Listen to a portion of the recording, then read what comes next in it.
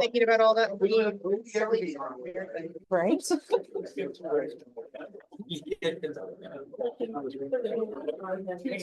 Who's being quoted saying what? Right? Hey, you and you? You? Good. Great. Okay.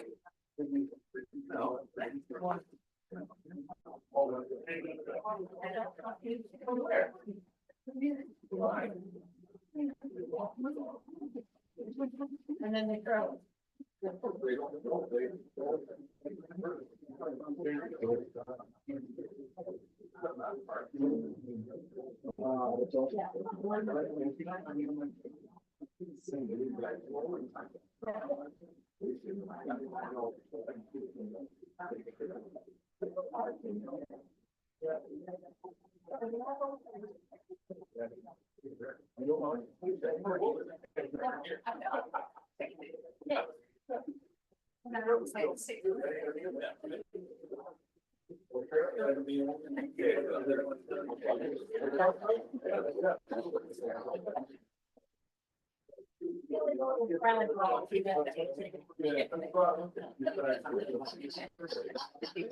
I'll be even a word cloud.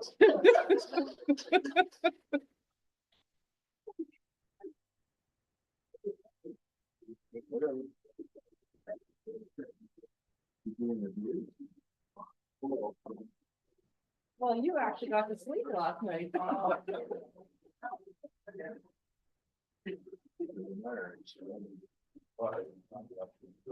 No, I wish I could greatly.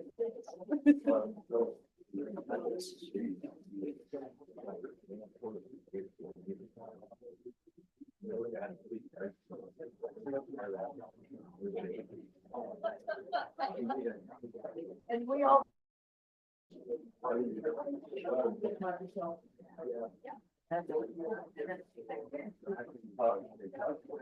No, out of your mouth. And for sure, make sure you. We have to have to be that way. They go and check on me.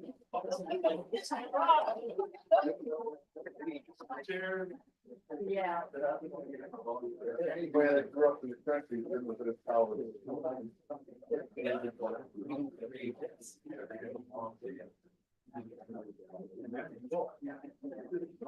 I felt funny.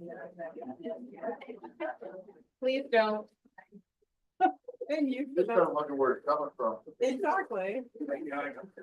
I'm sure. Yeah.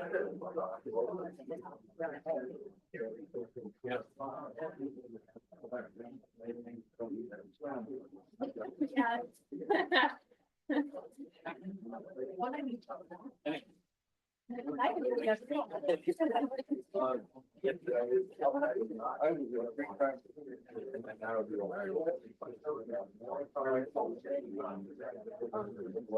oh, yeah, that way.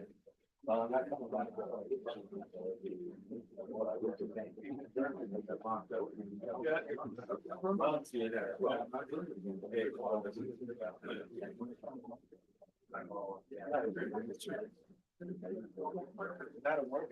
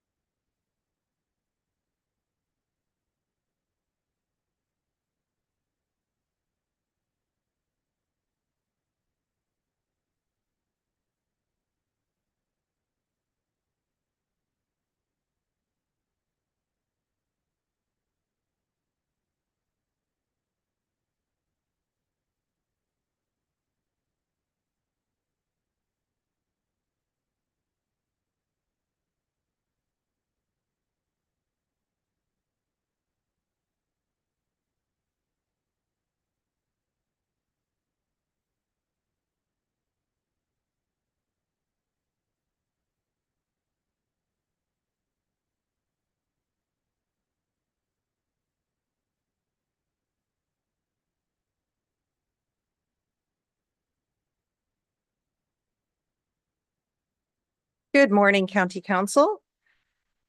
I'd like to call to order this April 10th County Council agenda, and with that, please join us in the singing of O Canada.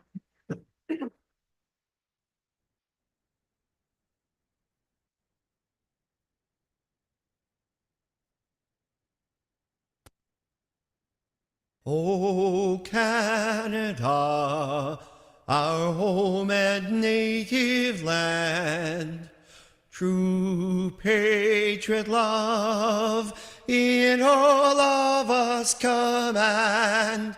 With glowing hearts we see thee rise, the true north strong and free. From far and wide, O Canada, we stand on guard for thee. God keep our land glorious and free. O Canada, we stand on guard for thee. O Canada, we stand on guard for thee.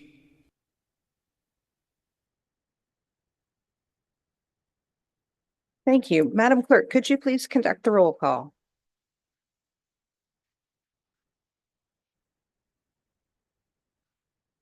Thank you. Councillor Mackey, Councillor McKay, Councillor Carlton, Councillor Pringle, Councillor McQueen sends his regrets today, Councillor Allwood, Councillor Nielsen, Present.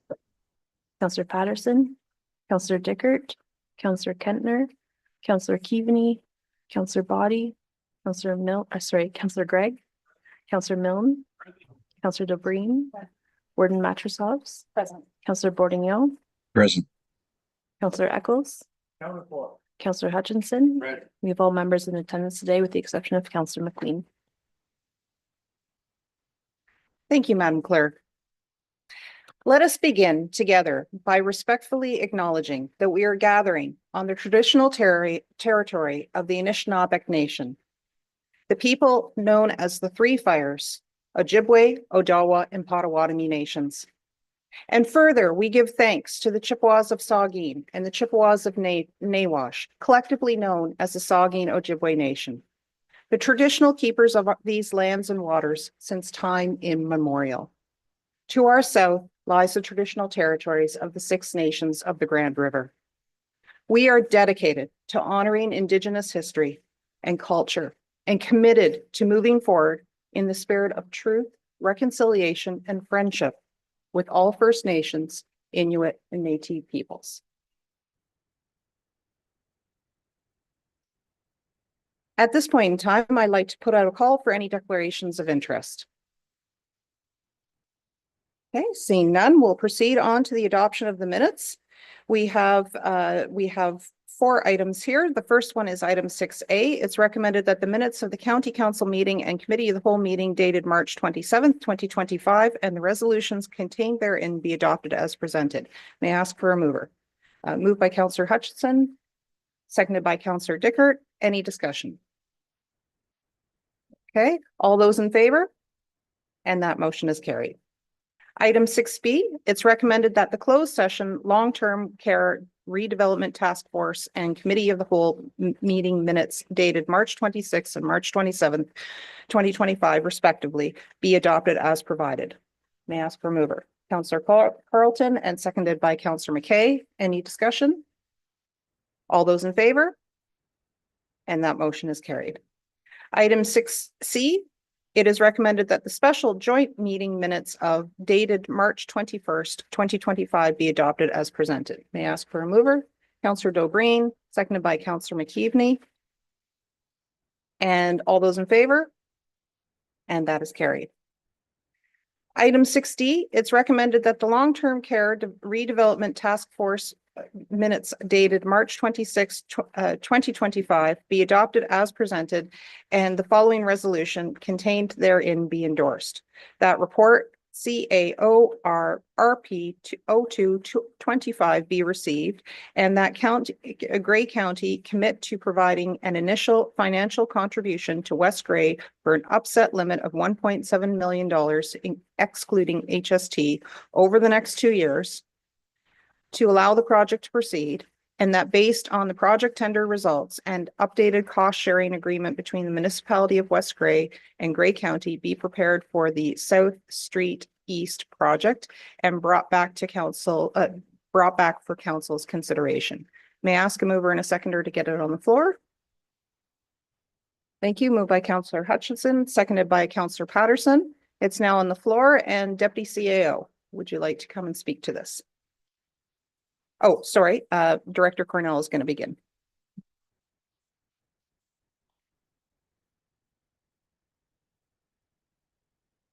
Thank you. Good morning, everyone. I'll just provide a short summary of the beginning of the meeting, and then I'll pass it over to Randy.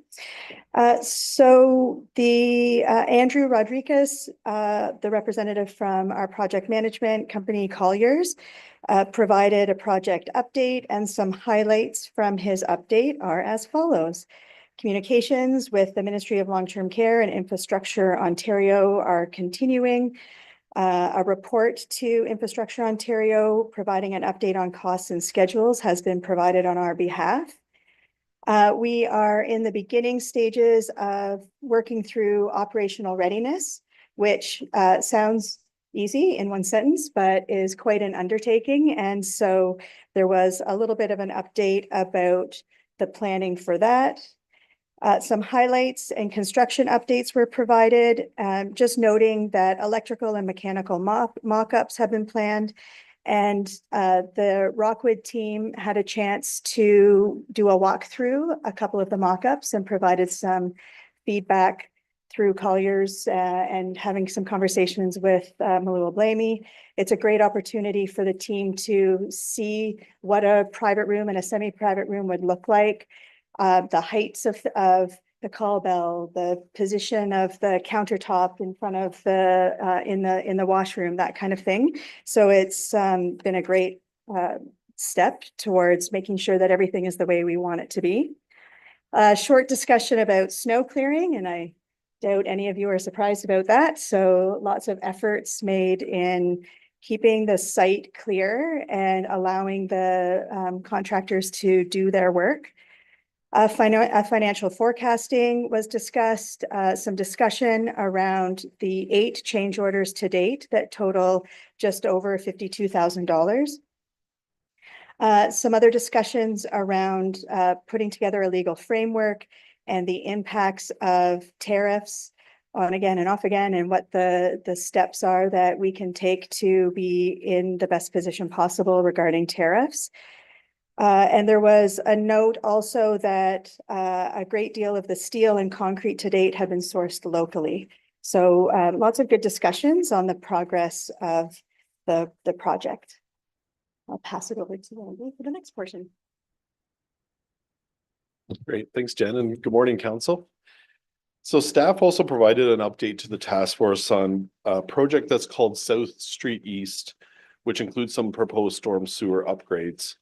So as discussed as part of what was called the Rockwood Early Works project, the stormwater design for the new Rockwood Terrace requires upgrades to the drains under South Street East to manage runoff from both the new site, the new Rockwood site, as well as the early works. The existing storm sewer, it's too small, it's too flat to handle the additional flow. So upgrades are needed to handle the increased flow and to prevent further flooding issues. There was a temporary drainage easement that was negotiated with the landowners to the south to handle temporary runoff from the new Rockwood site and early works until such time as the storm sewer upgrades are completed. As part of the Rockwood Early Works agreement between West Gray and Gray County, it was agreed that the cost for the downstream storm sewer upgrades would be shared. So design drawings and specifications have been completed by West Gray's consultant for this project. They've included some additional upgrades to the road, sidewalks, as well as replacing existing water main and sanitary sewers, as well as improving some existing storm sewer connections, So those would all be West Grey's costs. Costs associated with the replacement of the storm sewer have been identified as Grey County's share of the project costs. The project is proposed to be complete in 2 phases, and as you can see in the map on the screen, which is part of the report that was presented to the task force. The red line is the west portion. That's to be completed this year. The green line, which is east of Highway 6. Our monitor's just disappeared. The green line on the screen is what will be completed next year. And as you can see, the purple line, just to give some context, that's the area of the South Street East and Rock Street that was part of the early works project. That was also a project that was cost share between Grey County and West Grey in terms of some of those upgrades. As part of that early works, there was a storm sewer pipe that was put in place that will eventually connect to the pipe, the storm sewer that's going to be installed in the green and red portion of South Street East. So we anticipated that this was going to be a connection that was going to be required. And the rest of it is now the downstream upgrades that West Grey has tendered, has issued the tender, but has not been awarded yet. That tender is still not closed to date. The entire project will be completed by fall 2026, which aligns with the required timing for the new Rockwood Terrace project. The total estimated cost for the project over the next 2 years is estimated just over 3.8 million, excluding HST, with the county's estimated share being just under 1.7 million. The actual cost for the project, of course, won't be known until the tender's closed and is awarded to the successful contractor by West Grey. The Rockwood consultants have done a review of the design drawings and have confirmed that the proposed upgrades are the most cost-effective option for the storm sewer outlet that is required for the new site and the early works. There were some questions raised about the cost share breakdown and suggested that Grey County's share appears to be on the high side and could be reduced. So following receipt of tender results, staff will have further discussions with West Grey to reach an agreement on division of costs. West Grey staff and their engineering consultant have noted that the downstream upgrades along South Street East will require a good portion of the road to be removed and excavated. They've also noted that to get the right grade from a drainage perspective, the storm sewer needs to be replaced deeper than the existing storm drain. And this requires more material, more road to be excavated, and some existing infrastructure to be removed and replaced. The total cost share estimate for the county is just under 1.7, excluding HST, over the next 2 years. So to keep this project moving forward, the task force has recommended that Grey County provide an initial financial commitment of up to 1.7 million, excluding HST, over the next 2 years. And that's to be funded from the Rockwood Terrace redevelopment project budget. And there are sufficient funds in that overall Rockwood Terrace budget to cover these costs. As noted, final cost sharing will be determined after the tender closes and following further discussions with West Grey. And that'll be included in an updated cost sharing agreement, which will be brought forward to council for consideration. And that's the update on that particular project. Okay, thank you, Deputy CEO. I'll just put the question out then if there are any questions or comments. We'll begin with the Deputy Warden Milne. Thank you, Madam Warden. Randy, you indicated that the consultant thought the county share was a little elevated for this project. And I'm just wondering, was that based, or indeed the decision or the division of costs, was it based on just the needs for the new Rockwood Terrace, or was it based on, partly on, the mitigation or removal of restrictions of other lands for development in the future in Durham? If that makes sense. Does that make sense? Yeah. Thank you.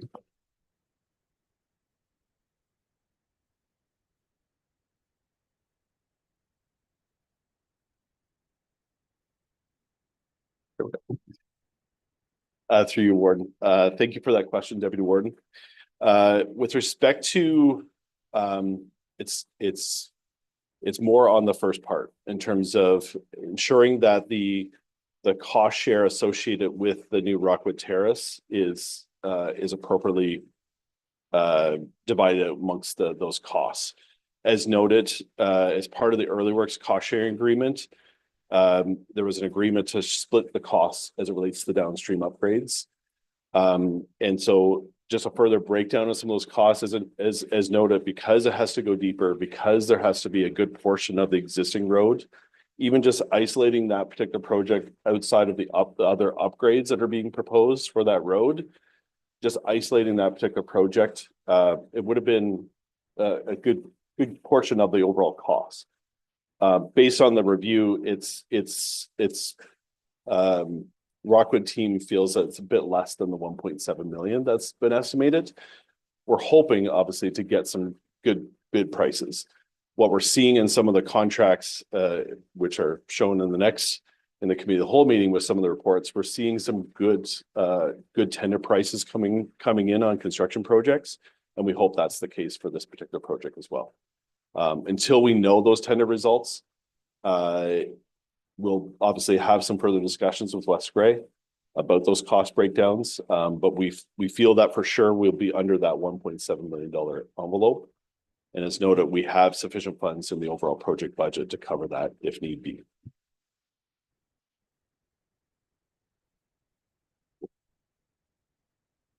Okay, and so I think there's a follow-up from Deputy Warden, and then I'll look for any other hands. Thank you, Madam Warden. And I'm not disputing the need for the project or indeed the division currently as it relates to the new Rockwood. But what I'm concerned about is the future. Does this allow other lands within the town of Durham that currently are restricted from development because of the constrictions of that pipe as it currently sits? Will the upgrade unlock the potential for future development? And if so, will the county benefit from that? In either in the future or now in the division of the cost, please. Through you, Warden, most of the sizing of the pipe, from my understanding anyways, is to deal with what's existing there today, plus what we need for the new Rockwood. There may be a small portion that could be permitted to support future growth, but in terms of the majority, it's mostly, from my understanding, existing as well as what we require for the new Rockwood. If there were some future developments that required a stormwater connection and can't handle all their stormwater on site, there may be additional capacity, but that would have to be looked at on that case-by-case basis going forward. As part of the early works project, as part of what they're proposing to size, my understanding from the water and sewer main for future development, that was part of their West Grey's cost share for those upsizing of the pipes. I don't know if council will recall that. So we required some of those pipes to be extended, obviously, for the new Rockwood. But in order to accommodate for any future development on the south portion, as well as lands that the county also owns on the east side of Rock Street, those were upsized, and West Grey covered those costs as part of that early works cost sharing.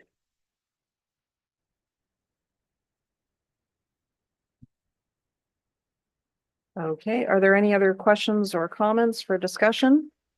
Not seeing any hands in the chamber or on the screen. Okay, thank you very much, Deputy CEO and Director Cornell. That allows me to call the question. All those in favor? And that motion is carried. Item 6E is it's recommended that the Board of Health minutes dated January 24th, 2025 be received for information. I'll look for a mover and a seconder to get it on the floor, and I understand that Dr. Era is joining us virtually to speak to it. So may I ask for a mover and a seconder? Thank you. Moved by Councillor Eccles and seconded by Councillor Pringle. It's now on the floor for discussion. Good morning, Dr. Era. I see you there on our screen. Welcome, and the floor is yours to discuss the minutes. Madam Warden, Council, good morning. Thank you for having me. The minutes from January are straightforward. The first session of board orientation was completed And if I may provide council with an update about Board of Health, not related to January, rather related to measles situation Southwest, Madam Warden.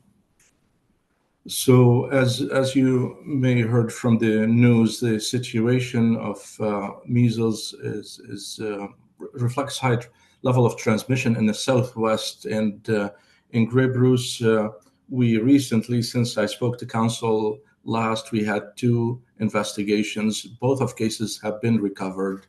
And thanks to the collaboration with the families and healthcare providers, the first case was contained to 5 contacts and the case, and there were no exposures in schools. Our team ensured that all potential exposures have been ruled out. The second one had been in a case that attended the ER in one of the hospitals in Grey Bruce, and that generated 47 contacts. And our team has been working with the partners to identify the individuals affected, and we continue to work with them. It's worth noting that measles, each case has the potential, or on average, generates 16 cases if there are no public health interventions. And you can appreciate 16 cases can generate 250 cases within 1 week usually, and 4,000 in the week after. It's exponential if there are no measures in place.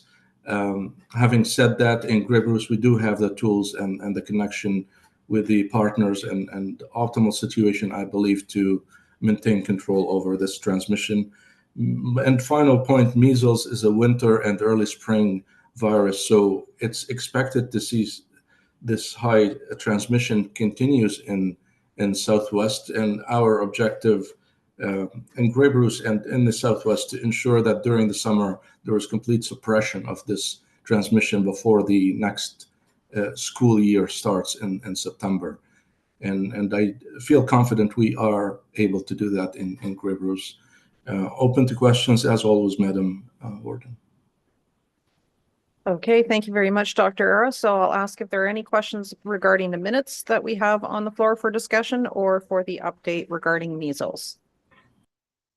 Okay, I'm not seeing any hands, Dr. Era, so thank you very much for that additional information that you provided this morning. In that case, then, with no hands going up, I'll call the vote. All those in favor? And that motion is carried. Thank you again, Dr. Era. Thank you. Thank you. That allows us to move on in the agenda. We do not have any closed meeting matters here on our council agenda, nor reports. That allows us to move to the bylaws. It's recommended that bylaw 522825 and 523025 be introduced and taken as read a first, second, and third time, finally passed, signed by the warden and clerk, sealed with the seal of the corporation, and engrossed in the bylaw book. Number 1, 522825, a bylaw to establish the tax policy and levy taxes for upper tier purposes for the year 2025. Number 2, 522925, a bylaw to adopt amendment number 23 to the Grey County of Grey official plan regarding affecting various lands throughout Grey County. And item 3, 523025, a bylaw to confirm all the actions and proceedings of the council. May I ask for a mover and a seconder? Thank you. Moved by Councillor Hutchinson, seconded by Councillor Dickert. It's on the floor for any discussion. Seeing no hands, all those in favor? And that is carried. News and celebrations. I would like to begin with one item, and then we have another one coming from staff before we open it to the floor for council members to share additional items of news and celebrations. So the topic that I'd like to be able to share and put a spotlight on is the wonderful participation that was experienced by each and every one of our 9 municipalities at our Warden's Economic Development Leadership Luncheon. It's a bit of a name tag there. And Director Myers will speak to any additional details in a moment. We do have a few photos there to share. But what I want to say is a warm thank you to all of those who came out in full force to participate, and we appreciate, it's a very, it was a full day, so we understand that not everyone can attend. It does require a commitment, but what I can say is that it was wonderful to see how each of the 9 municipalities made sure that there were good voices at the table. What we tried to do in the agenda is we tried to make sure that it was interactive, that it was not just one-way directional. We wanted to make sure that there's lots of opportunity to talk both formally and informally. And I was very pleased to see that there were so many positive comments and feedback that came back from it. We thought, in our busy lives here in the municipalities, it gets hard to carve out some time even within your own municipality to sit down and do some dreaming and some visioning. So that's what we did in the morning session, allowing those who were coming from one municipality, everybody to get together at the 9 different tables of the 9 municipalities, sit together as colleagues and do a little do an exercise in expanding what that vision is and what might be that key feature within each of our municipalities that we'd like to be able to develop. And then we enjoyed hearing everybody's report, sharing back what each municipality has identified that makes them unique and what they might like to explore. And that was very interesting too, because we allowed for time for people to ask questions. And then in the afternoon, we engaged in a larger group discussion, which I thought was an important component too, to look at a big picture about, again, Director Myers can provide a little bit more detail, but to talk about something that we all think about within the context of economic development, infrastructure, and how it can be supporting our economic development. So it was good to have that large group discussion because that touches each and every one of our municipalities. And I think one of the pieces that I very much enjoyed was all of the interaction. I did challenge everyone at lunchtime to sit down with somebody new that they hadn't met, or to sit down at a table and see how many different municipalities could be represented at that table. And it was wonderful, the interactions and people having a chance to connect to those that they already knew, and also to be able to make new connections. And that was evidenced at the end when I asked at the end if people could leave a note on one thing that they had learned about a different municipality within the county. And there were some lovely discoveries that were shared there too. So with that, Director Myers, do you want to add any additional details? Absolutely. Thank you so much, Warden, and good morning, County Council. I think from these pictures, you can actually feel the energy in the room. I am so appreciative of everybody who came out. We did have all 9 member municipalities represented. And the conversation, as much as some of it is pie in the sky and big picture thinking, it really lets us think outside the box and ask ourselves, who do we want to be? Where do we want to go? And there were so many good nuggets of potential in those conversations, and that's where we can now focus.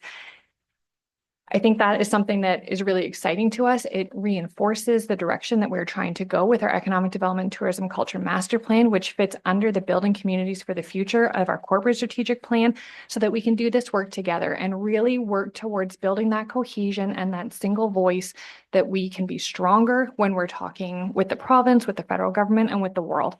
So I really do want to say thank you to all of you for all of the engagement. It was a loud room, which was excellent. And I think the one thing that was really interesting when we were debriefing afterwards was that when we looked at all of the visions and everything that our municipalities were talking about, they fell within agriculture, tourism, manufacturing, who are our foundational and base economies. And then in looking at where do we think we're going, it fit with our key sectors in clean energy and healthcare and creative industries. So you're already doing the work that we're all collectively working towards together, and being able to capture that and talk about it was really important. And then again, understanding that the afternoon session about water and wastewater, that did come out of the November session when we were talking about where do we want to go, what are those challenges, and realizing that that is going to be our biggest barrier to sustainable growth as a region. So what are the alternatives, and what are the conversations and questions we can ask ourselves about an innovative approach of how we move forward? So I really do want to say thank you to everyone. The feedback that we got ranked the event at 8.7 out of 10. So I think we're onto something here, and we really appreciate the comment. I'm actually putting together your follow-up email as we speak, so that will be in your inboxes, and you'll have the EPCOR presentation. You'll have a better way for us to stay connected as we go forward, because there was some really great feedback. But just a sincere thank you. We are still riding on a high from that event, and so much good work to come. So thank you. Excellent. And it was a great opportunity to make use of our own facility sitting on campus as well as one of those community hub gathering spots where we can have a large enough room to be able to have those conversations. And what we do look forward to is doing this on a 6-month schedule. So enough time in between to actually get some work done, get, react to some of what we learn and be able to check in with each other, but not so long that it feels difficult to pick up those conversations. All right, so the second item that we have too is about the Youth Climate Action Fund in partnership with the town of Blue Mountains and Grey County, and some exciting news that we have to share. We have staff coming forward. Good morning, Ms. Swanston.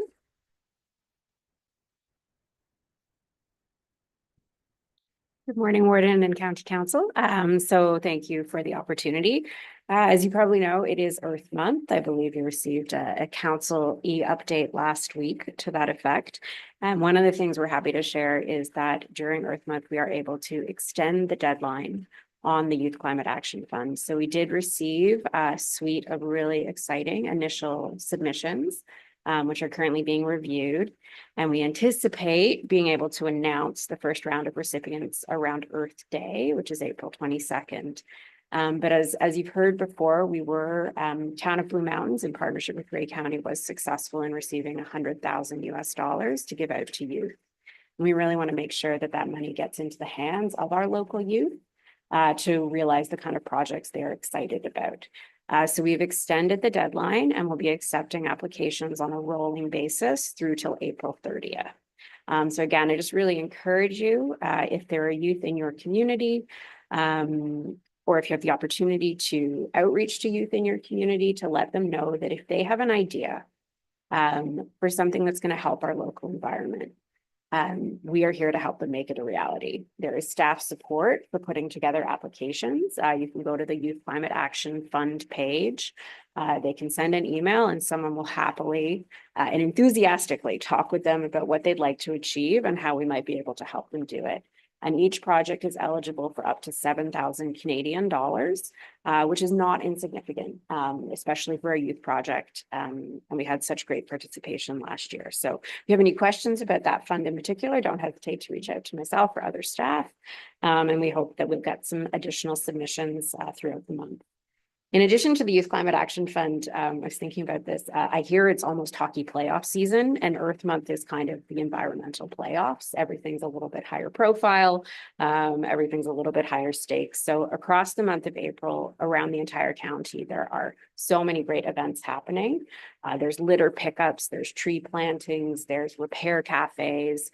There's all kinds of things that residents are trying to do to make our community a more sustainable, environmentally innovative place. If you know of an event in your community that you'd like Grey County to help promote, we do have a listing on grey.ca/climate action.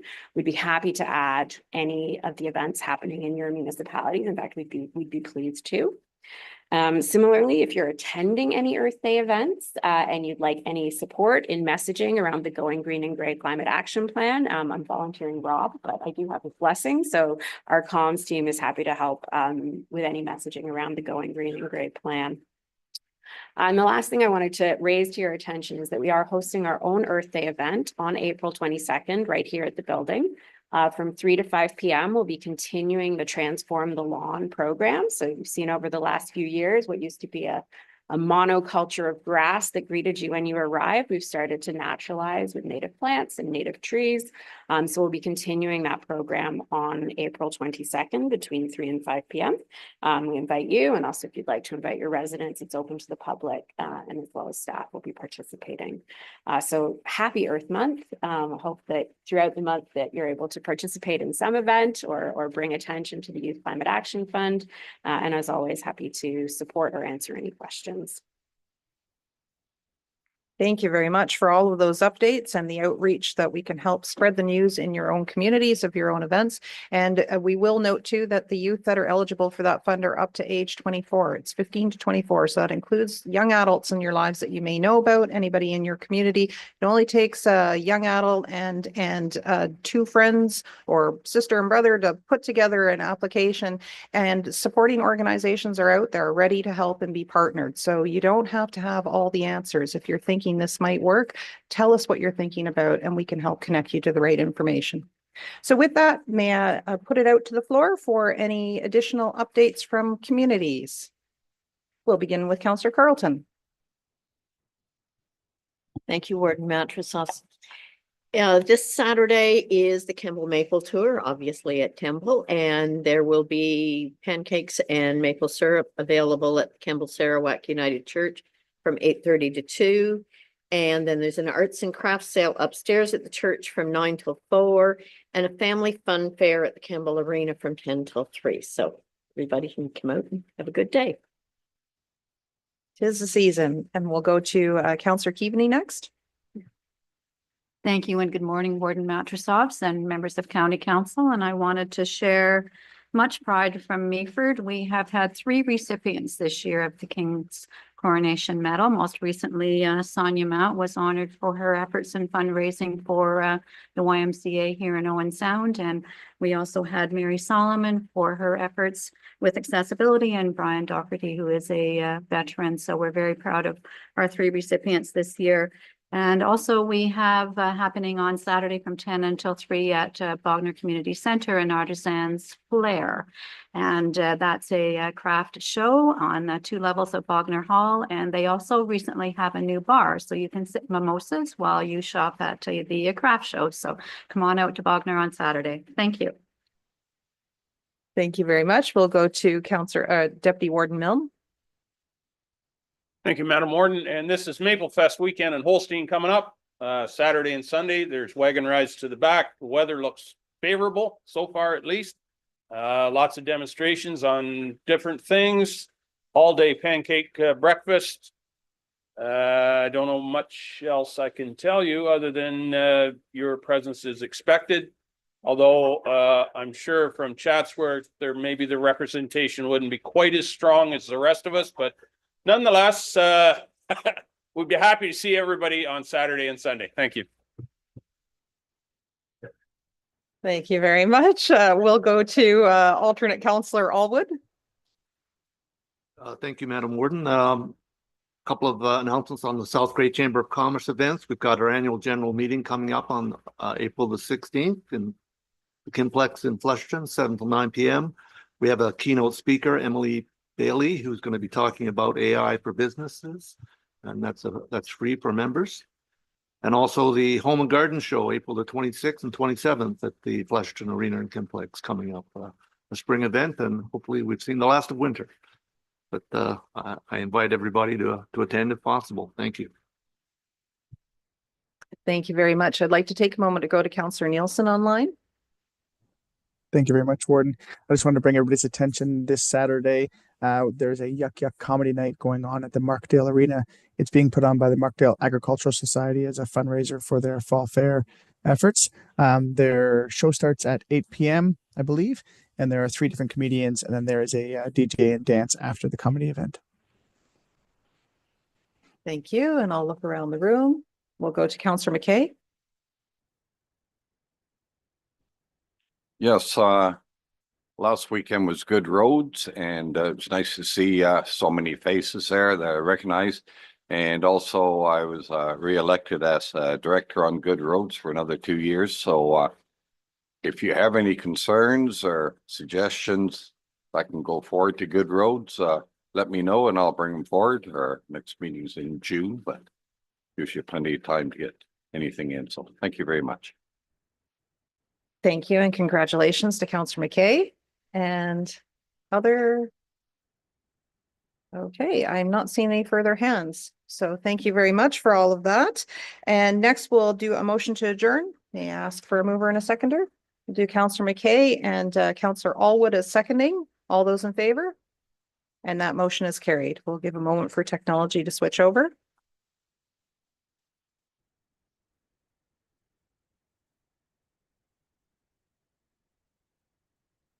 Thank you very much. So I'd like to call to order this committee of the whole agenda meeting of April 10th, 2025. And at this point in time, I'll put out a call for any declarations of interest. Seeing no hands go up, we'll go to business arising from the minutes. We did have a notice of motion provided by Councillor Eccles. And so, Madam Clerk, Shall I read out the motion and look for the mover and look for the seconder first, or ask Councillor Eccles to read out the motion? Okay, so I will read the motion.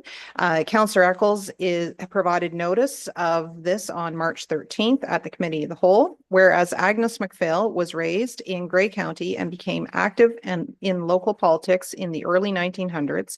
And whereas Agnes MacPhail made history as the first woman elected to the Canadian legislature in 1921, and whereas Agnes MacPhail continued to serve as a member of Parliament for nearly 20 years, now therefore be it resolved that notwithstanding Grey County Policy ADM 0195 approved May 2nd, 1995, stating Grey County will not declare or publish proclamations, Grey County declares March 24th as Agnes MacPhail Day in Grey County. So it's being moved by Councillor Eccles. I'll ask for a seconder to get it on the floor. Okay, it's seconded by Councillor Hutchinson. It's now on the floor. I will look to the mover to introduce the topic. Thank you very much, Madam Warden, and through you. We have a number of declarations or recognitions, I guess more so than declarations, of some of our most famous people across Canada. What I found in recent years that we don't do a good enough job, I believe, in recognizing our own, as Agnes MacPhail being one of the top 2 or 3 individuals recognizable from Grey County that has made this country of Canada what it is. An example, a few months ago, I in conversation with a local resident, and they made mention of something about that the Dundalk Road. What I don't get it. Who's that? Grey County Council a number of years ago certainly recognized Agnes, and portion of that was Agnes MacPhail name is on the County Road 9. I was a little shocked. The individual, there's more individuals these days that are of younger age than of older age than I am. So it was a younger person. That started it. And of course, there is on an annual basis, recognition of Agnes MacPhail from a couple of individuals in Grey Highlands. And this year it was at the Angel United Church. They do kind of an Agnes MacPhail recognition. So come out of that, that I don't think we can lose, I certainly don't want us to lose our history in that context. And for that reason, working with Ms. Penfold and a couple of other ones, the suggestion came forward. And I thought that this would be to make that recognition of the contributions that Grey County residents have made. This is a small ask and a small point to be able to put that forward, that we don't forget how important those individuals were from Grey County in creating the country that we know and love. And if we let that pass, I think it is bad. And it's behooving on us to not let that pass, so that we can know where we came from, so we can have a vision of where we need to continue on. And that's why I brought this forward, and I hope to get the support of Grey County Council that that important person. There are a few other ones out there for sure, but this is just a small way of maintaining that history and the importance of Agnes MacPhail in the history not only of Canada and Ontario, but certainly Grey County as a whole. Thank you.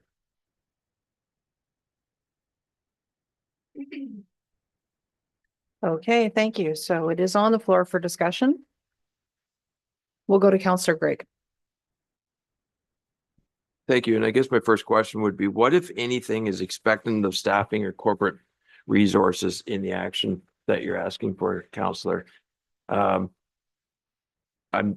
not certain it's been fully illustrated yet what just that one proclamation of one day, how that differentiates itself from perhaps the important role that Grey Roots Museum does provide for the community, and probably our educational system should be improving our teachings of Canadian history as well. But that's aside from this council, that role. So I guess that's the question is, what is the difference that one day makes, separating it from actions at the Grey Roots or the naming of a roadway? You mentioned other important individuals. We have a policy in place now. Should council be anticipating reviewing that policy when you mention other individuals beyond just the one individual spoken to in the motion here today?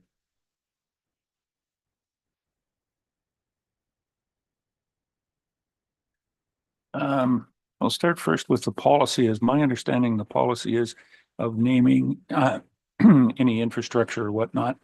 It would be recognizing individuals from post life that we wouldn't recognize somebody in that context. They would have to be deceased, I guess is the word. And I agree, maybe it is time to look at that policy for sure. I don't think that it is hugely a huge staffing that I would see. Yes, through Grey Roots being recognized and probably on our website, that on that day and doing some of that type of communications out there. And to your point, by recognizing this, the Blue Water Board of Education may pick up a little bit of that and move a lot more forward with recognizing individuals that have contributed greatly and teaching that history of our students going forward that we don't forget. But I don't see it being a huge burden on staff at this point in time of, I guess the biggest point would be having it out there on social media and bringing that forward as a recognition annually on March 24th. Okay, thank you. I'll look for other hands for discussion. Okay, we'll go to Deputy Warden Milne. Thank you, Madam Warden. First of all, I just want to make it very clear that any comments I make do not reflect the lack of respect for Ms. McPhail's accomplishments. And she's very much deserving of any honor that she receives. I will mention that the county currently, or in the past, has funded a cairn on Grey Road 9, which stands in front of the farm where she was raised in Southgate. So Grey Highlands can't claim her. Anyway, that aside, I do have a concern. Who is going to make the proclamation? Who is eligible for a proclamation? Providing that we do go ahead and do this, because there's going to be more. I do understand that there's a large urban city to the south of us where the mayor, just by rote, proclaims 20, 25 proclamations every single day. How much time does that chew up? How much resources does it chew up? Because if you're going to do it for one, you got to do it for them all. We've had this discussion, hence the policy. We will not proclaim. And if you're going to do it for Agnes, as I say, there's going to be plenty more come, because there's lots of people that are deserving. There's lots that aren't, but there's lots that are. And it'd be hard to say, yeah, this one, but not that one. I see a very slippery slope, and I'm not prepared to support it at this time. So we'll see where the discussion goes, but I'm telling you that I don't see this as a good thing. There's lots of other ways, and currently Agnes is honored in a number of ways. The event in Grey Highlands was one.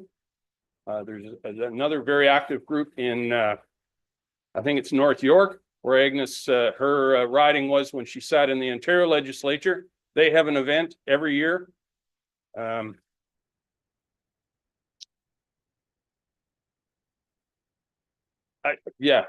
just gonna leave it at that. I just, at this point, I just can't, and not because Agnes isn't deserving, it's just because of all the other that's gonna come with it if we do this one. Thank you. Thank you. I'll put it out to the floor for others. We'll go to Councillor Dickert. Thank you, Madam Warden, and I echo what Deputy Warden Milne is saying. It's not a lack of respect for Agnes. It's simply the slippery slope we create. And I'm guessing back in 1995. I'm not sure what drove that discussion back then, but there must have been some reason that they felt it justified to put that policy in place. And when I look around some of the challenges that are created across other municipalities, away from Grey County, I agree. I think it is a slippery slope. And so certainly no disrespect for the mover or the concept of doing this. It's just, I do believe that lower tiers have the opportunity to do it. And I think that's where it still belongs. And those were my thoughts. Thank you. Okay, thank you. I'll go to Councillor Dobreen. Thank you, Warden Matrosovs, and good morning. I too am hesitant to waive policy, one that we only just created in 2024. We enacted through great debate, and the slippery slope that Councillor Dickert mentioned was on my sheet. I believe that staff did a tremendous job in recognizing the lady in gray, the lady from Grey, Agnes MacPhail, with social media posts. Our South Grey Museum and Friends of Agnes MacPhail does a tremendous celebration on her birthday every year. And I guess my question is, what would be the threshold for recognizing or waiving the policy going forward if we're to recognize all of those important people that have come before and are to come in the future? Who decides? And to Deputy Warden Milne's comment, it doesn't lessen the importance or the respect that we have for Agnes MacPhail. We established a policy for a reason, and I feel that it is worthy of maintaining that policy at this time. Thank you. Other comments? Go to Councillor Boddy.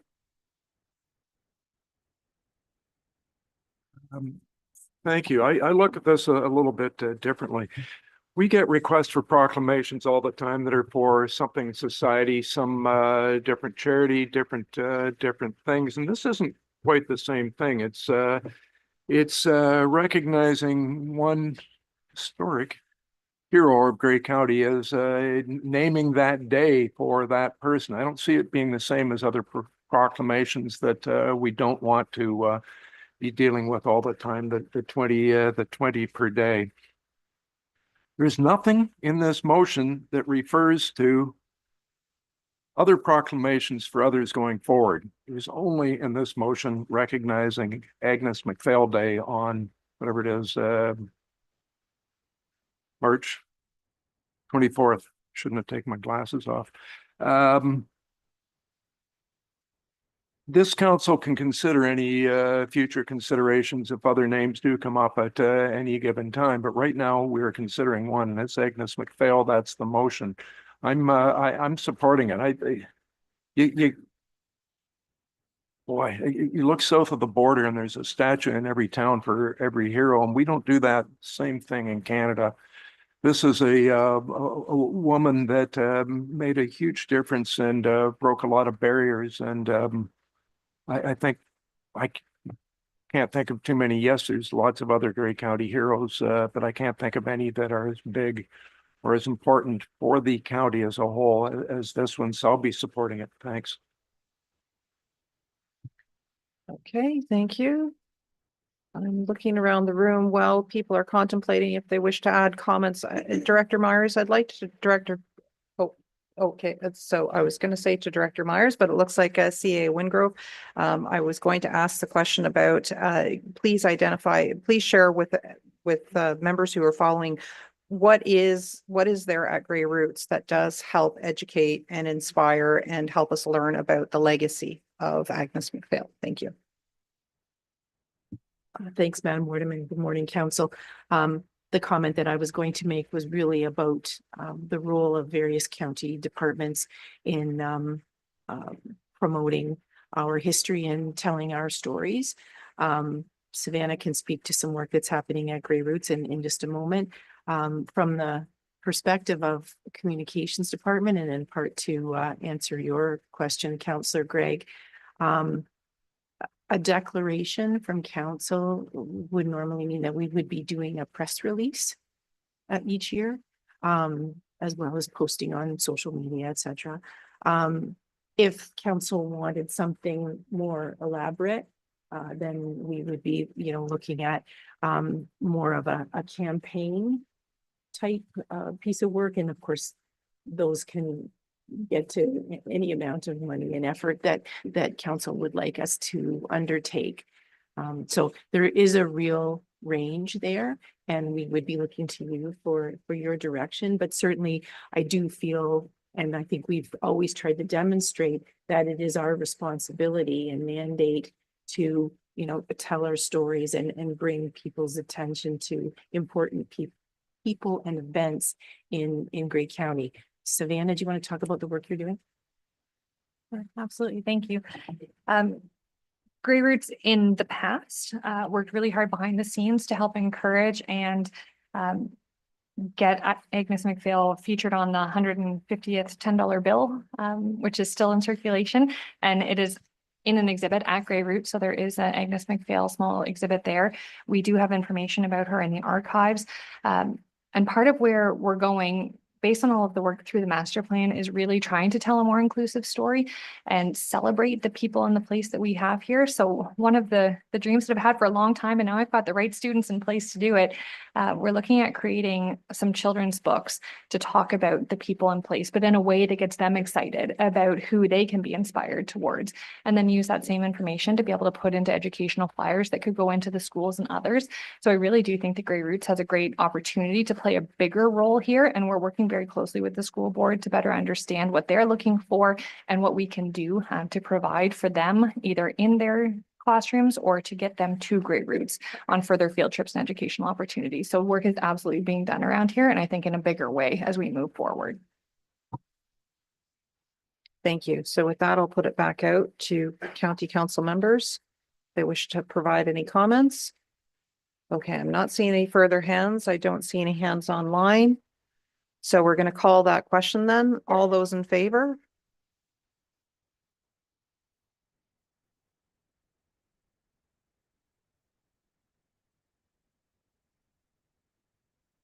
Okay, so I'm just confirming that that motion has not passed. That motion fails. Thank you. Okay, so next we will move on to our delegations. We do have one delegation, item 4A. It is about Enbridge Gas and update about the programs, incentives, and energy efficiency upgrades. And we do also have our staff, our sustainability staff here as well. So I will welcome Ms. Julie Xander to come on up to the lectern. And I'll turn off my microphone, and then you'll just need to activate yours to see the red on the microphone. And the clerks will assist with any slide presentation you have.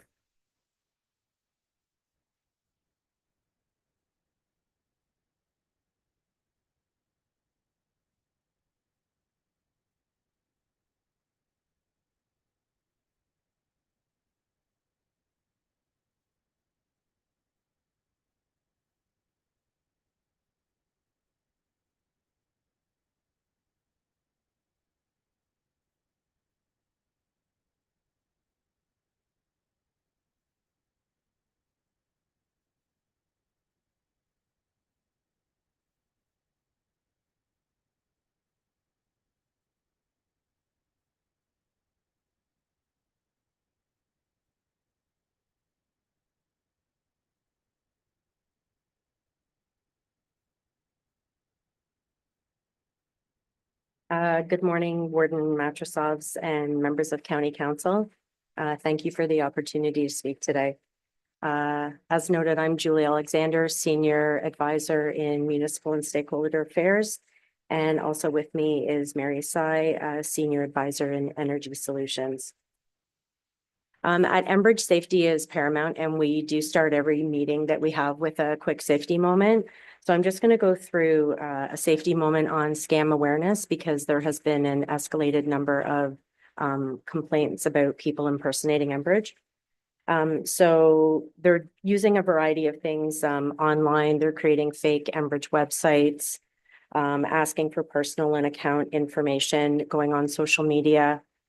There's also phone calls and texts, people posing as Enbridge employees and attempting to get people to, again, give out personal information, offering to pay your bills, offering to give refunds, and also people coming to the door. Enbridge gas employees will always have appropriate ID and always wear an Enbridge, and our contractors as well will wear an appropriate uniform identifying them. We do not sell natural gas door to door. We do not sell, rent, or service appliances or smart thermostats. So if anyone ever comes to your door and asks to see your natural gas bill or sign a contract, please note that it is not an Enbridge employee.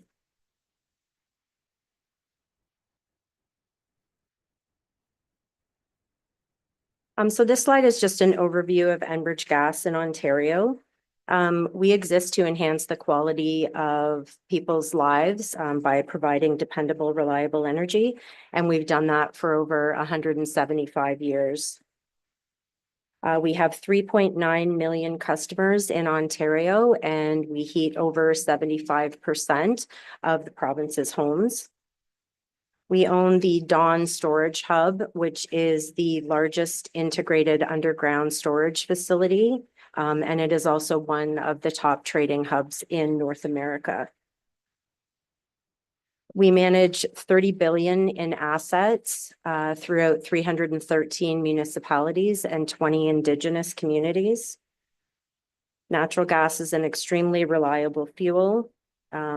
As you know, Grey Bruce had a very hard winter this year, and this dependability was on full display on January 22nd during the peak energy hour when our system delivered an outstanding amount of energy to Ontario homes and businesses, equivalent to that provided by 90,261 megawatts in generation capacity.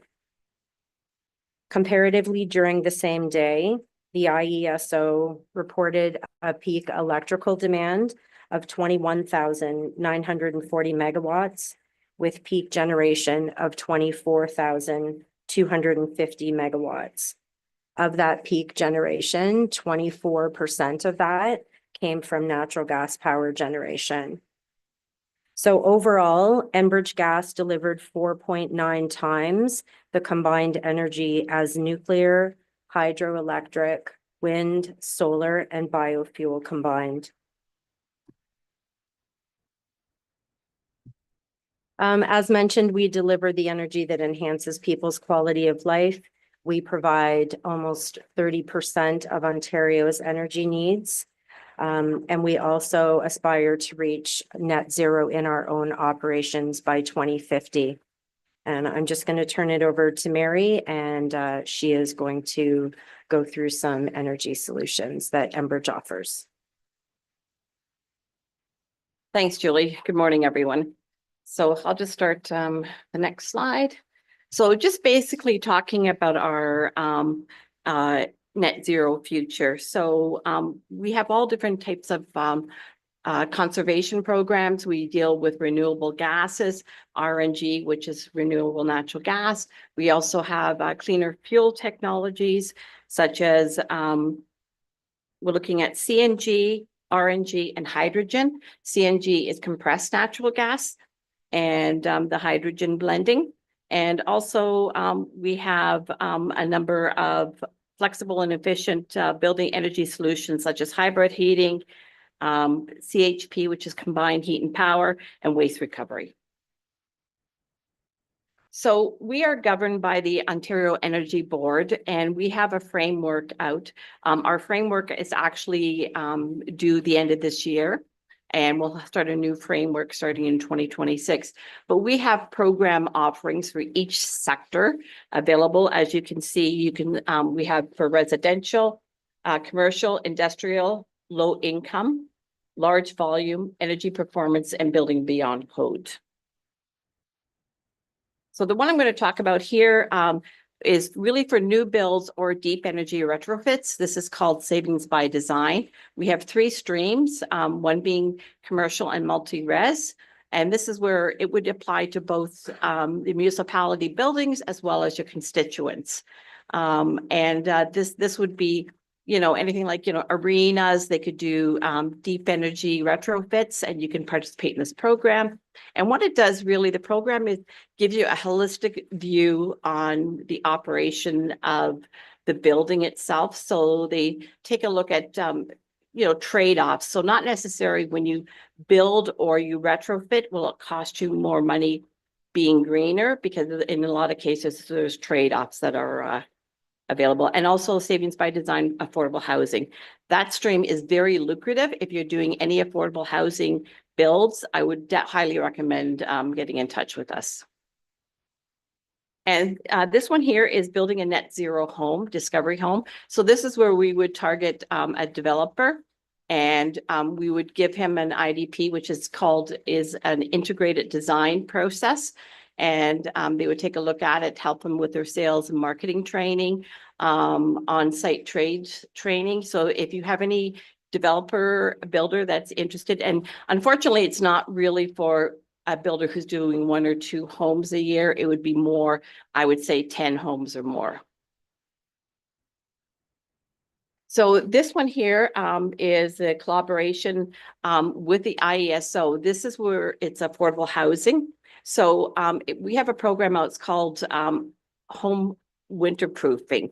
And essentially how it works is we follow the same guidelines as Canada Mortgage and Housing, as far as, if you're on Ontario Works, or there's different criteria, and you can apply for this. And they'll come in, and it's just one call. So they'll look after both the IESO, which is the hydro end of it, as well as Enbridge Gas, and they'll make recommendations on how to make the home more energy efficient. This is the new program out. I'm sure we've all heard about HER Plus, HER. Now it's called HERS. And the reasoning being, again, we partnered with IESO, and this is where consumers can go, and I would direct them to either our website or IESO website, fill in some forms, and then they can have an auditor get in contact with them, make recommendations, and then they can also tell them what rebates are available for them. And the other thing I want to point out too is, on top of this right here, they can also apply for the Greener Homes Grant. So that's put on by NRCan, and they can qualify up to $40,000 with 0 interest. So again, this is just talking about the home winterproofing program. And we'll go to the customer's home, and as long as they meet the criteria on it. And we just talk about the one window approach, and I explained that to you about as far as working with the IESO. So I know Julie talked about our DSM, which means demand side management, and it's 30 years and counting. So these are just some stats that our energy efficiency program has contributed to the overall Ontario market. So this is talking about some of the top HER measures. As you can see, the air source heat pumps was number 1, windows being number 2, and number 3 is your attic or ceiling insulation. And why work with us? We can assist you with, I know that some of the municipalities have taken advantage of our $10,000 grant that we have available for each municipality. So you've got 9 here, so you can apply 9 times. And what it is basically to help you with your climate change action plan. So if you have any consultants or any studies and you have a bill that costs more than $20,000, Enbridge will pay 10,000 of that. So we pay 50% of whatever the bill would be. So if you're interested in that, please contact myself or Julie. And again, this is also talking about the toolbox. And we can also get some data consumption reports for you. And speaking about reports, I put on the back on the media table there is some numbers that unfortunately I couldn't include into the presentation because I just got the numbers last night, but it shows which each municipality contribute to the overall numbers for Grey County. So again, talking about the MCAO, that's the $10,000 grant. There's also a hero session, which is a home energy retrofit orientation. And how that works is basically we partner with Humber College and they do a webinar for the constituents to talk about what needs to be done. What's happened with a lot of cases with a lot of customers is there's so much noise out there about energy efficiency. A lot of them are undecided on what to do. And by having these webinars, it kind of gives them a clear path on what they need to do to make their home energy efficient. And there's also Building Beyond Code. That is a organization that we can set up for you. And it's basically for municipal staff. And we have a gentleman come in, Gord Cook. He actually lives in Southampton, where so do I. And he will facilitate it. And it's really, really great, especially if you have any building inspectors, planners, even marketing. It's a really good course to attend. And basically, that's it in a nutshell. I guess the biggest thing I would say to you is before you do any work in your municipality, contact us because a lot of times you're leaving money on the table. There's a lot of different programs out there that we can incentivize you, as well as if you want to put anything on your web, we have links that we can, share with you for your constituents. So thank you very much. Any questions?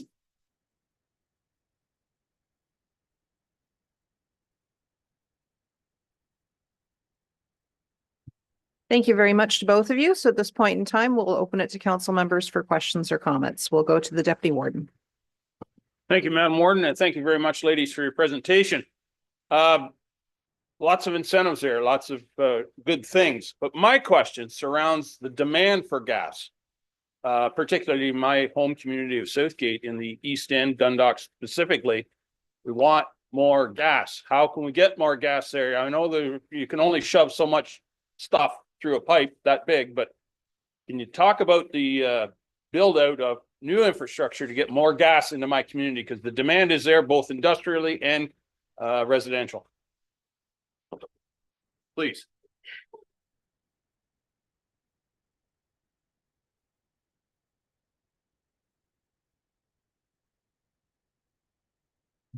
So I know that a lot of municipalities would like Enbridge to put pipe in order to attract. We've had several situations where municipalities want to attract, for example, an industrial park where they want more businesses to be able to come.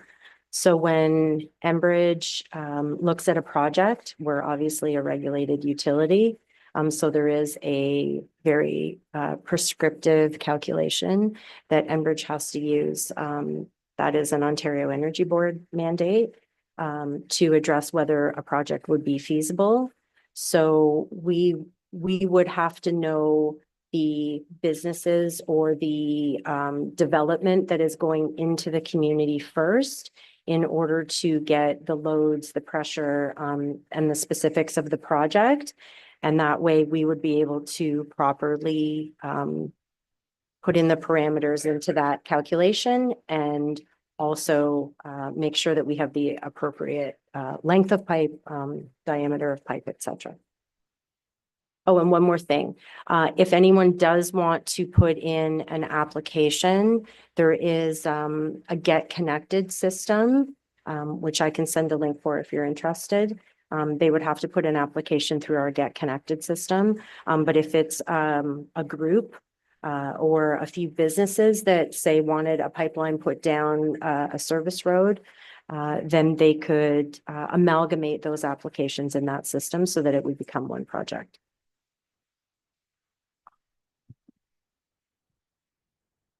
Thank you. Next, we'll go to Councillor Body. Thank you. You mentioned hydrogen in there, and I know I think Milton, there's a project going on where you're injecting hydrogen in with natural gas. It's been a couple of years. How's it going? And are you looking at adding more similar projects across the province? Yes, so correct. I know that also Markham has a hydrogen. Yeah. So we're definitely invested in hydrogen. They're looking, I know, at corridors on where we can put stations along the 401. So we have one of our colleagues, Sam McDermott, is heading this up. So but right now it's still in the very early stages, but definitely it's something that we're heavily invested in.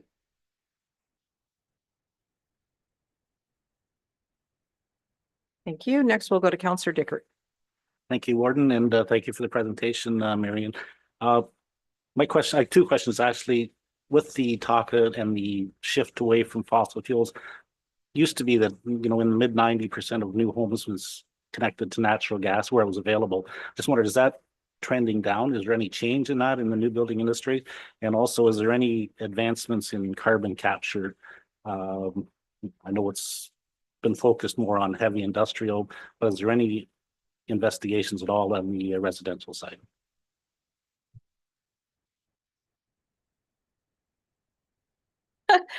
As far as new home construction, there still is a lot of natural gas hookups.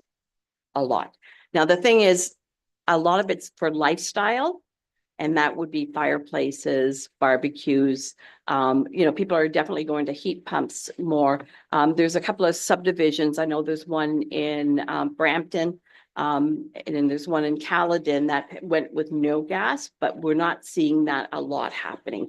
I think also now with the carbon tax being removed, it's taken off an urgency a little bit as that too, as well. But carbon capture with residential, unfortunately, I don't have any answers on that one. I think it's still pretty new, but I did send out a note.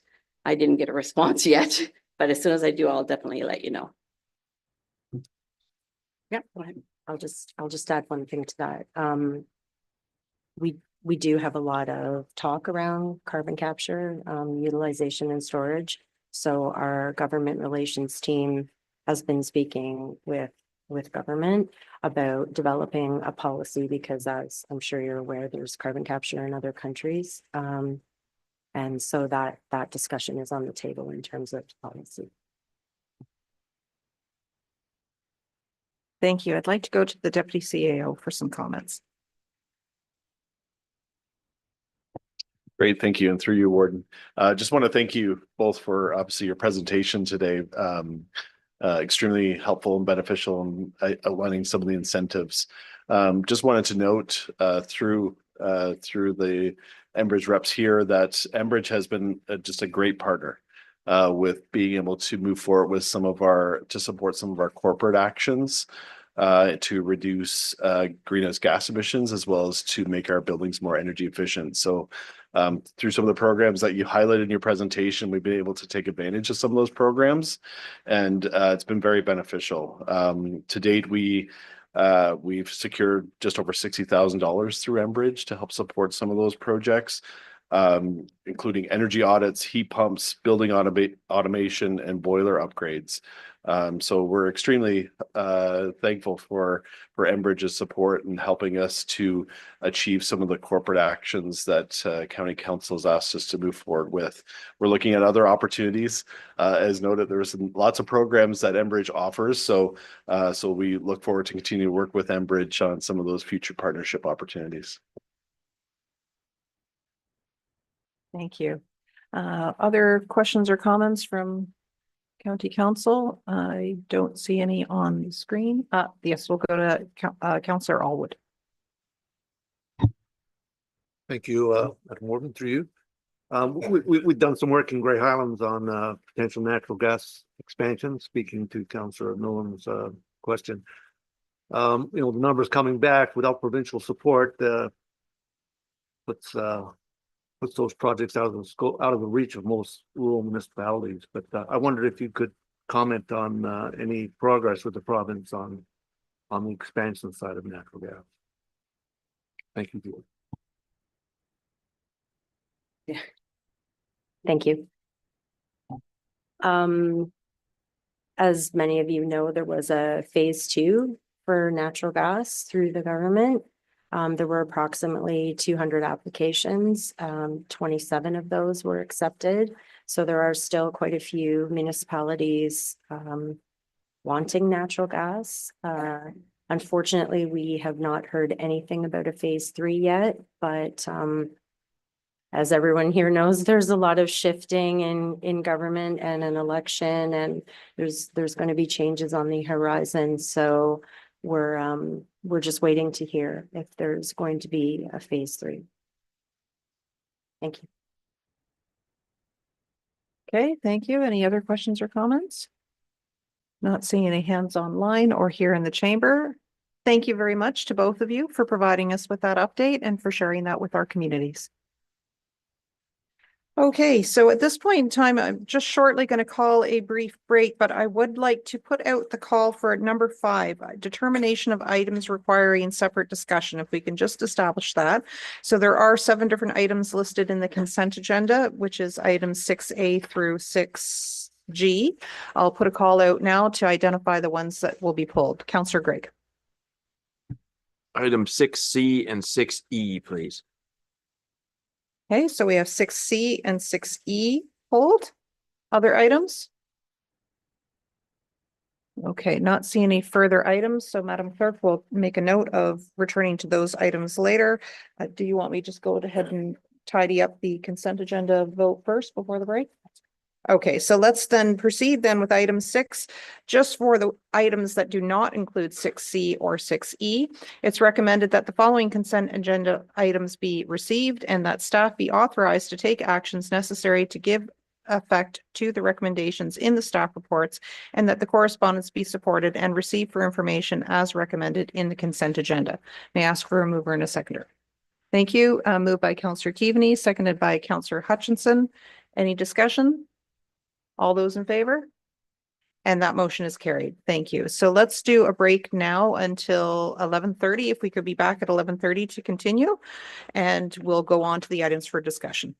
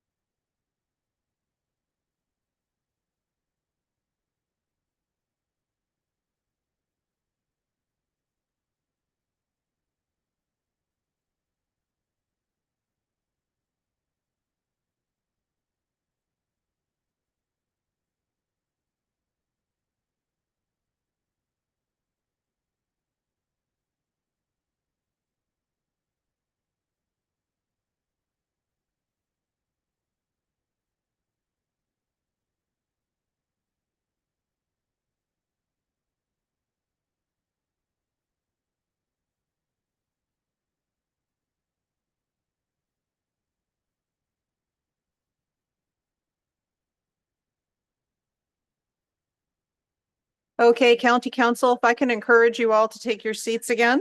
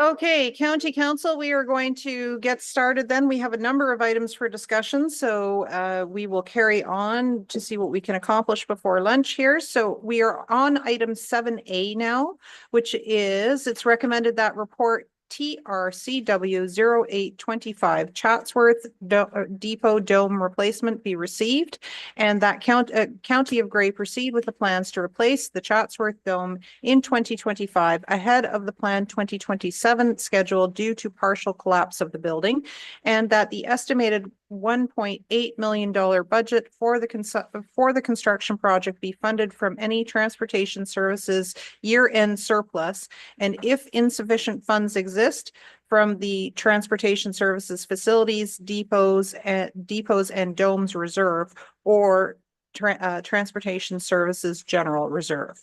So may I ask for a mover and a seconder?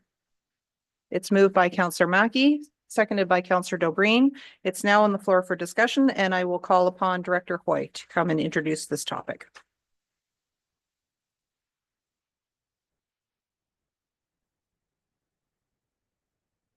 All right, thank you and good morning, County Council. So this is dealing with report TRCW 0825, the dome replacement. So in March of this year, we had a partial collapse of one of our older structures, the sand and salt dome, well, sand mostly, but in Chatsworth, due to kind of snow loading and age and a combination of a few things. So I'm going to go through the PowerPoint here. We've kind of been limping the structure along for a few years. We had decided, I'll go through it later anyway, but we had decided a while ago that it wasn't worth kind of pouring too much money into. So there's kind of just a summary. We're looking to permission to expedite construction and replace the building in 2025. It was originally in the 10-year capital for 2027. So there's the back of the dome. So basically due to snow loading and just the age of the structure itself. And early in the winter, because it was so harsh, we had sent out kind of alert star patrols about clearing the snow around your domes. In general, they did a pretty good job of it.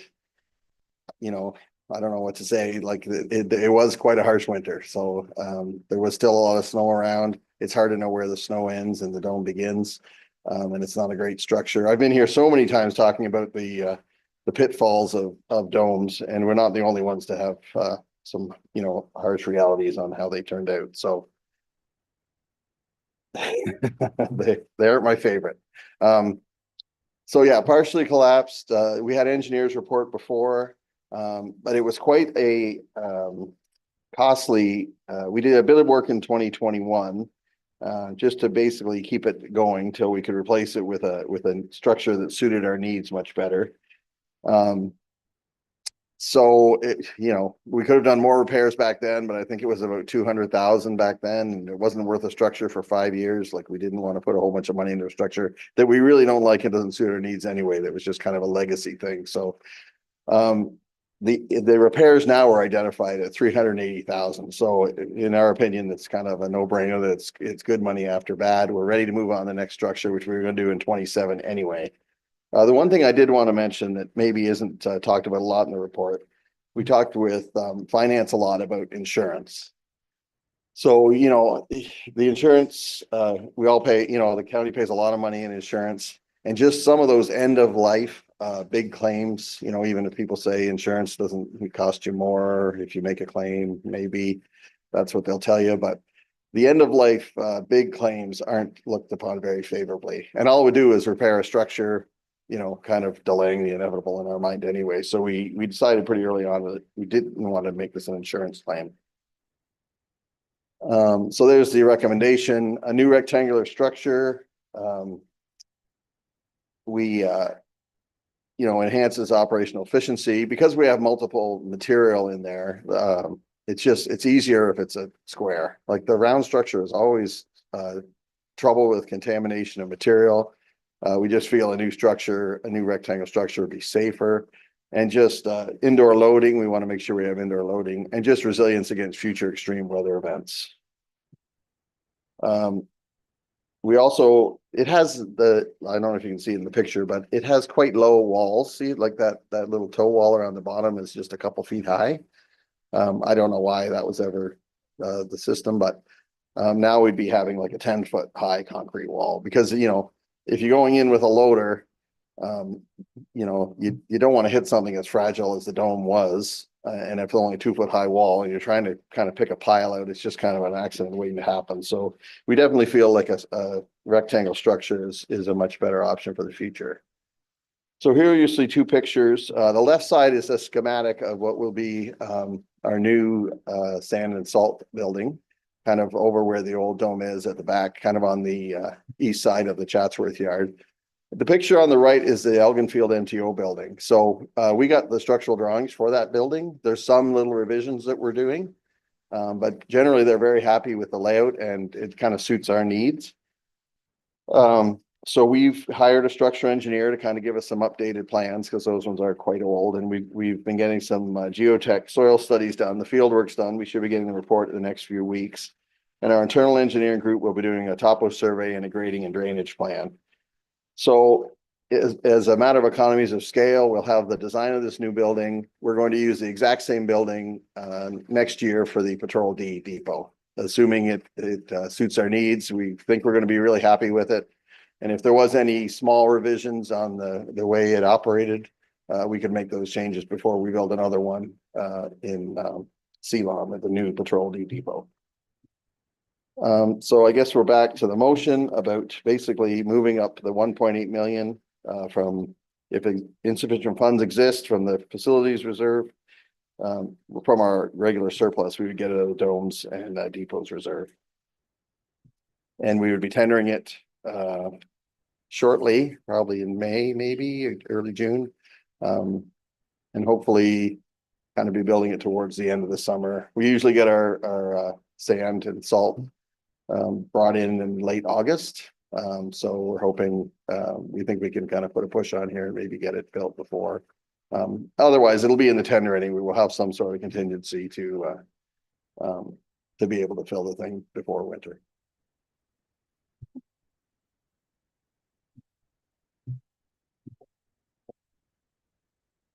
Thank you. Okay, so we'll put it out then to county council members, committee of the whole members, if they have questions.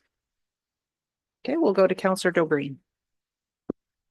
Thank you, Warden, and through you, Southgate is currently evaluating our own dome in Holstein.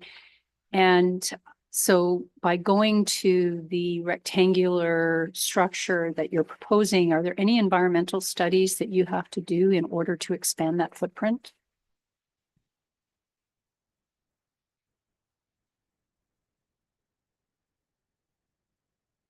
Yeah, thanks for the question. No, I think that's part of our, you know, we have our kind of our salt management plan, and the indoor loading on the bigger structure does make a lot more sense, because like that way, everyone's kind of gone to indoor loading, you know, before you drive around and spread the salt everywhere. But anyway, I won't get into that. But indoor loading is important, I guess. Okay, thank you. Any other questions or comments? All right, I'm not seeing any more. Director Hoy, in that case, then it's been moved and seconded. I'll call the question. All those in favor? And that motion is carried. Thank you very much, Director Hoy. Next, we'll move on to item 7B, and it's recommended that report CAORCW 1125 regarding the IE Climate Adaptation Plan update be received for information. May I ask for a mover and a seconder? Moved by Councillor Pringle, seconded by Councillor McKay. It's now on the floor for discussion, and I'll invite Ms. Miles to introduce the topic.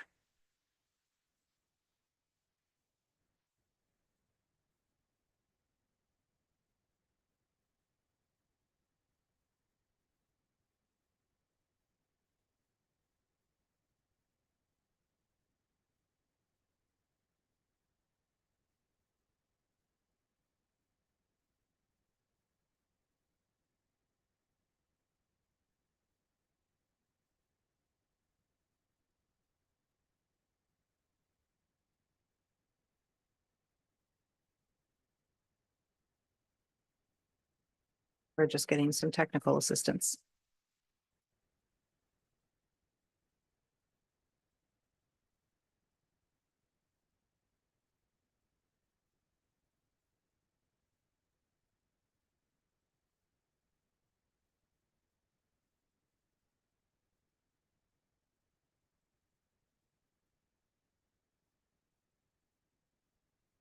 Just because I'm younger doesn't mean I'm tech savvy. Good morning, Madam Warden and Council. The purpose of the report today is to provide Council with an update on our work to date and the public engagement activities we have planned over the next month. We're also asking for your support in getting the word out across the county so we can make sure that this plan reflects local concerns and priorities. So just as a little reminder, why are we creating a climate adaptation plan? Well, given that the winter that we've had, an overwhelming amount of lake effect snow due to lack of ice cover on Lake Huron and Georgian Bay, as well as the recent ice storm and power outages, I'm sure I don't need to explain why we need a plan and to be as prepared as possible. As local government, it's our responsibility to safeguard public infrastructure and public safety. And this work also supports our legislated responsibilities with asset management and emergency management planning. Our tagline of this plan is preparing today to protect tomorrow, because we know that for every dollar spent on proactive climate adaptation measures today, $13 to $15 will be returned in years ahead in direct and indirect savings, the ultimate gift to future generations. So the planning process will identify kind of three main things. First, infrastructure and services that are most likely to be impacted by climate change, to identify those impacts and prioritize actions so we can focus our limited resources. Like Going Green and Gray, this is a community plan, so it requires participation and buy-in from our partner organizations in the community. So we have a very diverse working group to support a collaborative and comprehensive planning process. We're also fortunate to have additional expertise from other county departments, such as planning and transportation. We have a very knowledgeable and engaged working group with 25 to 30 participants, including representatives from local utilities, including Enbridge, who've attended our first two workshops. The first workshop, we launched the process and identified a comprehensive list of 44 impacts affecting our built, natural, and socioeconomic landscapes. Through the vulnerability and risk assessment process, we narrowed this long list. And so in today's report and what you have in front of you is our short list of 21 high priority impacts. We are now confirming these impacts with the public and starting to brainstorm actions to address them. So just to dig a little bit deeper, what will Grey County's future climate be like? So our full 30-page climate science report is available on our project webpage at grey.ca. But basically the Coles notes are warmer, wetter, and wilder. Based on national data from the Climate Atlas of Canada for our most likely business as usual scenario, the main trends are the average annual temperature is expected to increase by almost 5 degrees over the next 25 to 50 years. approximately 33 more extreme heat days, so that's over 30 degrees Celsius. Generally, more precipitation, an additional 65 millimeters per year on average, and the most significant increase being in winter precipitation. And precipitation will also be more intense, so our stormwater systems will have more difficulty keeping up to these events. And just so it's not all doom and gloom, there is a small silver lining of a longer growing season expected to increase by roughly 48 days by the 2080s. As I was reminded talking to Grey County Federation of Ag board members earlier this week, there is a change. This is a change local farmers are already well aware of. A local maple syrup producer confirmed that their tapping dates just keep getting earlier and earlier. Every year, they used to start on March 21st, and now it could be late January or early February. So this graphic shows just part of our broader planning process, how we've gone from our long list of impacts, then we assessed vulnerability and likelihood of consequence of each one to provide us with our short list. And once we've confirmed these, then we'll start brainstorming actions. I won't go through all 21 today, but just to provide a few examples under each theme. The first one being public infrastructure.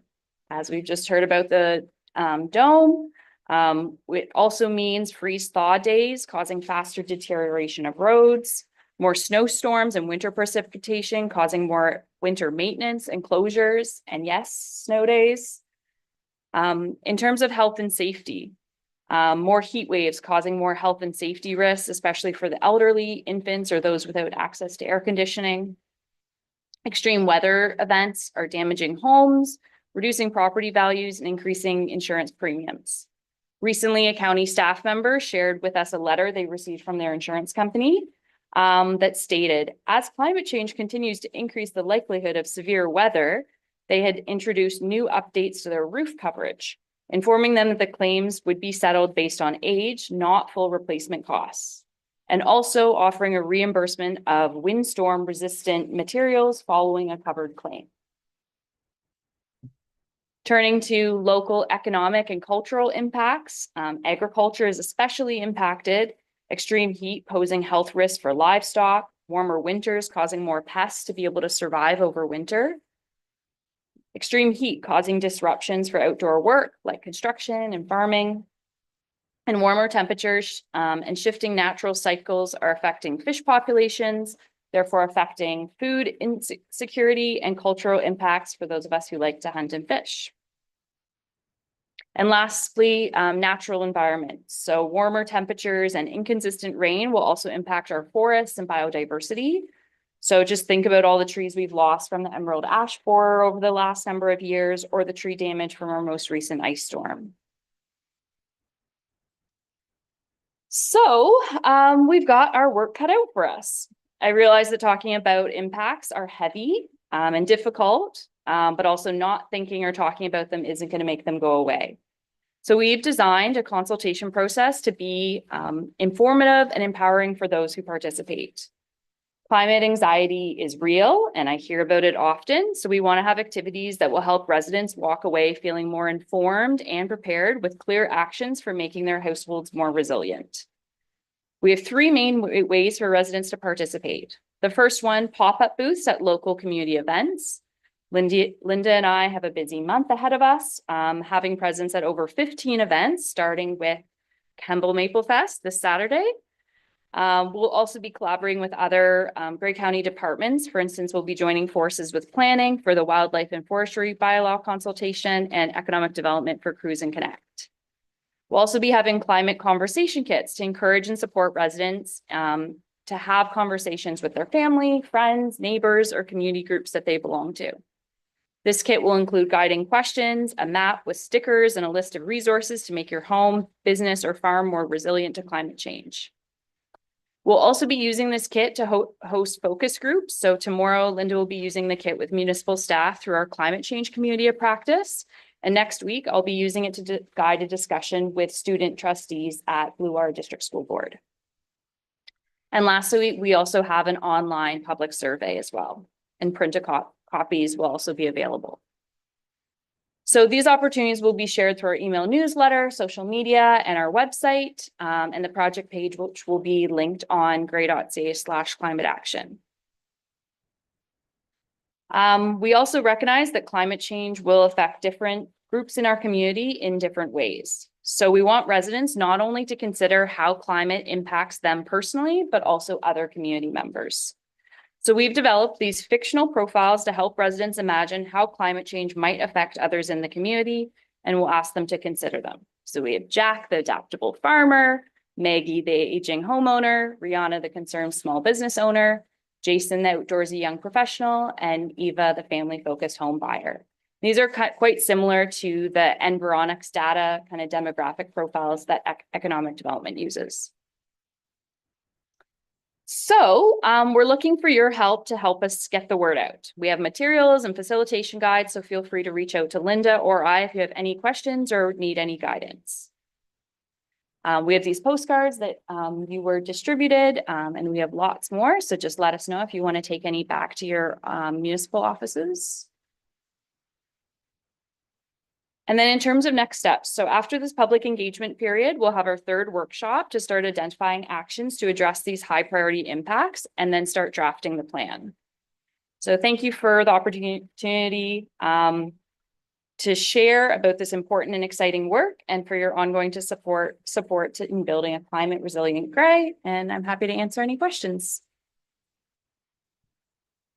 Thank you very much, Ms. Miles. Lots of good information in there and lots of progress. So with that, then I will put it out to County Council members for questions or comments. I'll just wait for a moment to make sure I'm capturing on screen virtual. So we'll begin with Councillor Greg. I just have one question. Thanks for the report, informative. And this is just in regards to reporting back and creating balance in the reporting back, because there are individuals out in the community who, you know, for say we get a tornado in March, leap to the conclusion that is climate change and forget that Williamsburg had a tornado in March in the mid-90s and Windsor had one in late 70s and Woodstock. So there's certain items that proponents might just leap to link to climate change, whereas historically these events do happen. But the planet is changing and you'd be crazy to not see that just from the flooding in the United States right now and last year in North Carolina as well. So I'm just wondering, how do you incorporate that balance in terms of what you hear back from some who may just, there are items out there, a lot of clickbait, I guess in the media might be the right term, some weather channels might, you know, it's in their best interest for views and clicks and so forth. And so some of that data you get back, just to be able to ensure that it's really corresponding to, you've got really good information here in terms of long-term data and not having it skewed a little bit to some concerns that are just maybe more one-off, like the tornado example. You get a tornado in March, it's automatically climate change. Well, not necessarily. I think that's a good point. We talk a lot about just the word climate versus just taking climate out of it and using resilience. It is always tricky to kind of have that distinction between causation, correlation, what part is climate change, why are things happening? And there's also always going to be a certain degree of uncertainty, even with the data that we have in front of us. I think when it comes to both engagement and the climate data, this is why we're looking at trends. We're looking at the bigger picture. We're not taking one survey response and, you know, jumping to conclusions or coming up with actions. And this is why it's really important that we get a lot of engagement. The more responses that we get on the survey and participating in the engagement process, the more data points we have to create those averages. Similarly, with the data from the Climate Atlas that we use to generate these projections, it's not just from 1 year. It's from a baseline period and averages from 1970 to 2000. So, and then we're also looking at these longer periods of time. So yeah, I think that's really important. And we try to kind of strike that balance of keeping the messaging simple, digestible. So it's not overwhelming to people. It's not too complicated. However, it is an ongoing challenge to get the right level of detail for the right audiences. And that's why we do also kind of tailor, like grouping the priority impacts into those main areas. So then, okay, if you're a farmer, you can just very easily zero in on the agricultural impacts. Or if you're concerned about health and safety, you can zoom into those. And with our multi-sectoral working group, we really have all those different perspectives at the table of local experts who know our community to really make sure that we're coming up with a plan that reflects all those different perspectives. Thank you. Any further questions? Yes, Councillor Eccles. Is there any positive in this? You've described a lot of negative, and I guess I'm not a climate denier at all. Climate changes. It's changed, as far back as history goes. You can read that the Sahara Desert at one point in time was a vast grasslands as well, too. We've only known it in modern history since AD as being a desert. I guess, is there some positives in that? This morning, Councillor Millen had asked Enbridge, can we get more gas because we need more heat? If it's going to warm up, I'm not sure we need more heat. Where's the positives? Is there positives in climate change for our adaptation to life in Canada? Yeah, I think, did you not, the part about climate opportunities, the maple syrup, longer growing season? So yeah, I'm certainly mindful that this is a lot to absorb and it does feel very doom and gloom. And that's why having these conversations together, I think to really absorb this information and figure out how we can come together as a county, as neighbors, as a community, to plan for emergencies. It's very similar to, getting your 72-hour kit. I think there are some climate opportunities, and certainly Grey County, I think, will be less impacted than a lot of other parts of the world. In terms of climate, one of the projections is that will be more similar to Kentucky and that type of climate. So it will require kind of a constant adaptation and for us to become more nimble. But I do think there are some opportunities, and hopefully our plan can also identify that as well. And by having this information and the projection in front of a wide variety of community members, hopefully we can continue to pull out those opportunities. Anything to add?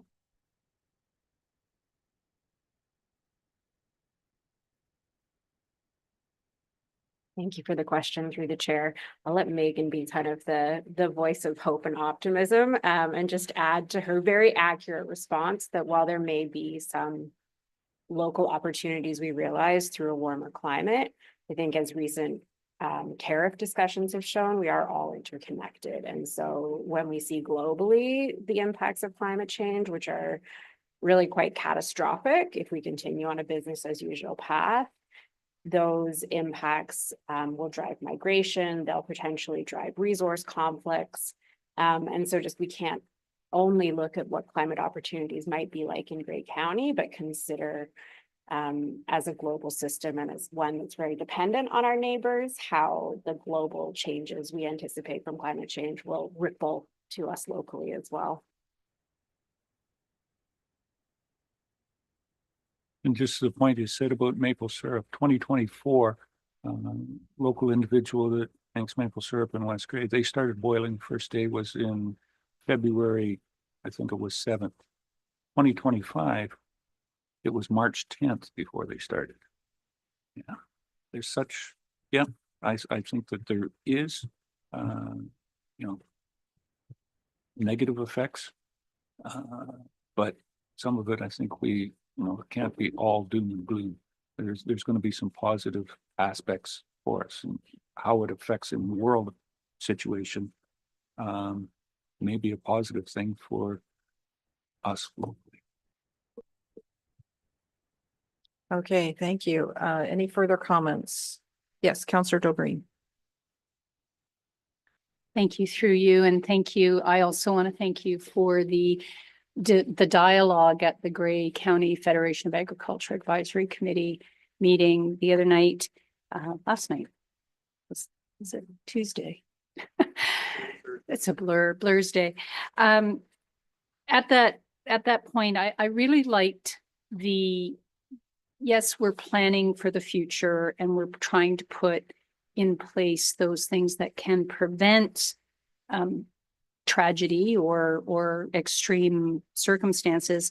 But it's on prevention, but it's also on resilience and recovery. I think you mentioned on Tuesday, they're being able to recover and be more resilient as a result of the unexpected. My question through you is, could these cards, and perhaps you had a little handout for the Youth Climate Action Grant, could they maybe put some at the back of the room and we can grab them on our way out? Or let us know where we can get them. Yeah, I've actually already put some posters for the Youth Climate Action Grant in the lunchroom that you can grab. And I'll put a stack of postcards as well. And we can always deliver those either to your municipality or next county council meeting. Anyway, we'll get you whatever materials you'd like, so we can continue to get the word out. And I think that just the fact that we are doing this planning exercise now is a positive. It's proactive, it's forward thinking, it's an investment in the future, and it's going to help us all become more resilient, more prepared, more informed. So even if these conditions are somewhat discouraging and kind of the only constant is change, I think the fact that we're thinking about it and talking about it is a really positive step.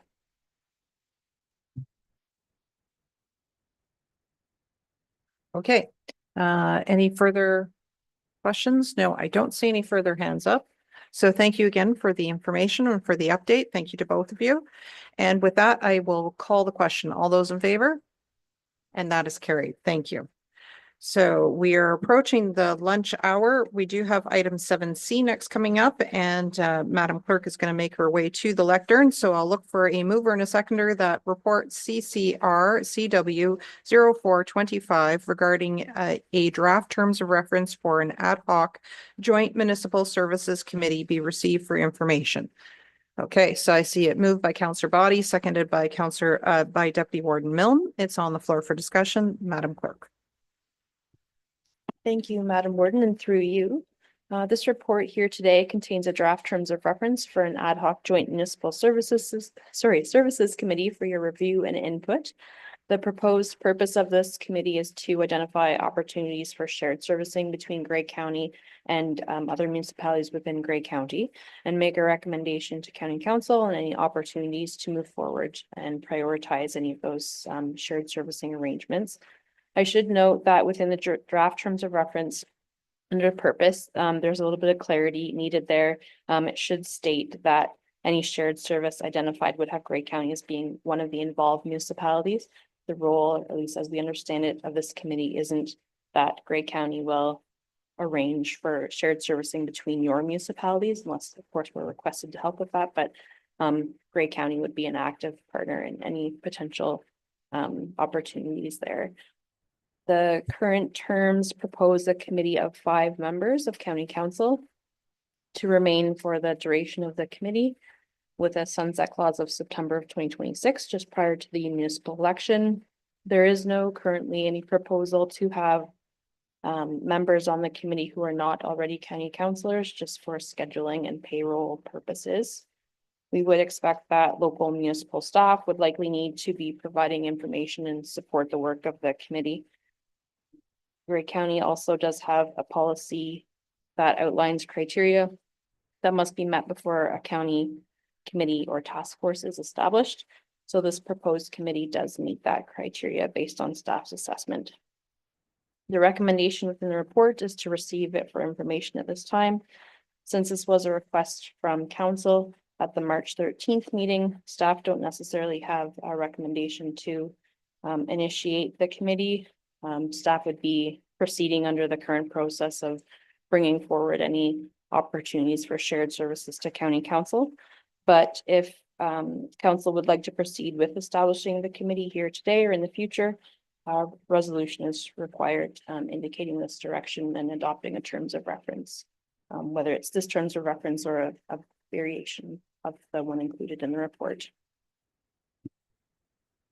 Okay, thank you. So it's currently on the floor to receive the report. We'll go to Councillor Body. So, question for Tara, scope of responsibility, discussions shall not include services that are not already shared by 2 or more municipalities. Why is that there? Shouldn't the discussion include anything and then we would narrow down things?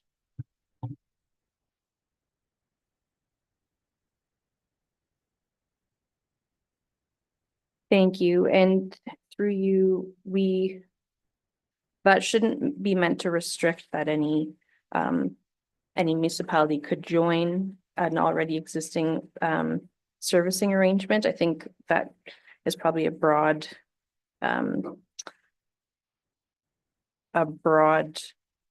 description there that we could look at clarifying that a little more, because this certainly would be intended to, if there was an existing servicing arrangement between municipalities, that other ones could join in on that and improvement. I think that would be appropriate. And second one to the number 2 above, services that cannot be feasibly shared by 2 or more. I would hope the committee wouldn't be looking at services that can be shared by only 2. I think we're looking at something that the majority of us would be interested in, and then and go for there. I wasn't foreseeing or wasn't thinking of that the county would be involved if it's just a couple of us interested, though I think that might be what the shared services policy from a few years ago said, but I think everyone's probably going to agree that we're either all or most of us interested or else we're not. That's my thought. Okay, thank you. I'm going to go to Deputy Warden Milne. Thank you, Madam Warden. Looking at the criteria and the response, the last criteria, is there a more effective form of engagement which will achieve the same objective? The response is yes. So my question, of course, would be, what is that more effective form and why aren't we doing it now? Please. Thank you. And through you, Madam Warden, that criteria could be open to a little bit of interpretation, but the thinking was that there is currently a forum for shared servicing opportunities to come to this table, which is through County Council as a whole. At any time, you could request information or work or staff report on any potential servicing opportunities. So that will continue to exist, whether there's a committee or not. And that would be kind of staff's default, absent any other body that would discuss those things. So that was kind of the reason for that criteria response. Okay, we'll go to Councillor Dobreen. Thank you. And through you, I too had that highlighted in my report. So thank you for, no, it's quite all right. Sure. I'll go back to what currently is already being done. We've already experienced, and the list of collaboration that's already occurring through GIS services, the county road network, for the urban road transfers, affordable housing, waste management, community of practice. I know for a fact that on a regular basis, the Grey County CAOs, the Grey County clerks, the Grey County treasurers, the planning staff have regular meetings where they share best practices and what's happening, what's coming up through the pipe. And I've appreciated in my short time at the Horseshoe that when there is an opportunity or an initiative that staff across our municipalities feel that we could pursue, like joint planning services, for example, that has come before council for consideration. It's an initiative that staff are constantly looking for those best practices, those opportunities for savings or collaboration. So I'm not sure that we need a committee where 5 members brainstorm their ideas, but perhaps when staff feel there's this opportunity that come as a recommendation from staff. I really appreciated the report and learning about all the things that are currently being done without such committee. Thank you. Okay, thank you. See Counselor Nielsen online. Thank you very much, Warden Matrosoff. Just a question for clarity regarding lower tier municipal staff involvement. The report does suggest that other designates from lower tier staff. Just if I can get clarity on a Grey County's committee's ability to request consultation from lower tier municipalities, or the ability for the ad hoc committee to request perhaps like if attendance at committee meetings. Is that actually doable? Is that something that this committee would have the authority to request? Obviously, it's staff times and schedules and stuff, but could I just get some clarity on how that might work out? Sure, and thank you. And if Kim and Randy, if you have any further thoughts, please jump in. But those municipal staff aren't necessarily required. They wouldn't be required to be part of the committee, but there would be times where county staff would need to reach out to your municipalities to get further information and possibly attend some meetings, and it would be done likely on staff time at the local level. And I think that's done occasionally with our committees that are in existence as well. So that wouldn't necessarily be anything different. Might be maybe more frequent than currently happens, but I think it is kind of something that we would expect would continue on. Okay, thank you. And looking around the room, I'll just see if CAO Wingrove or the Deputy CEO wanted to add anything to that as the clerk. No? Okay, I'm hearing no. Okay.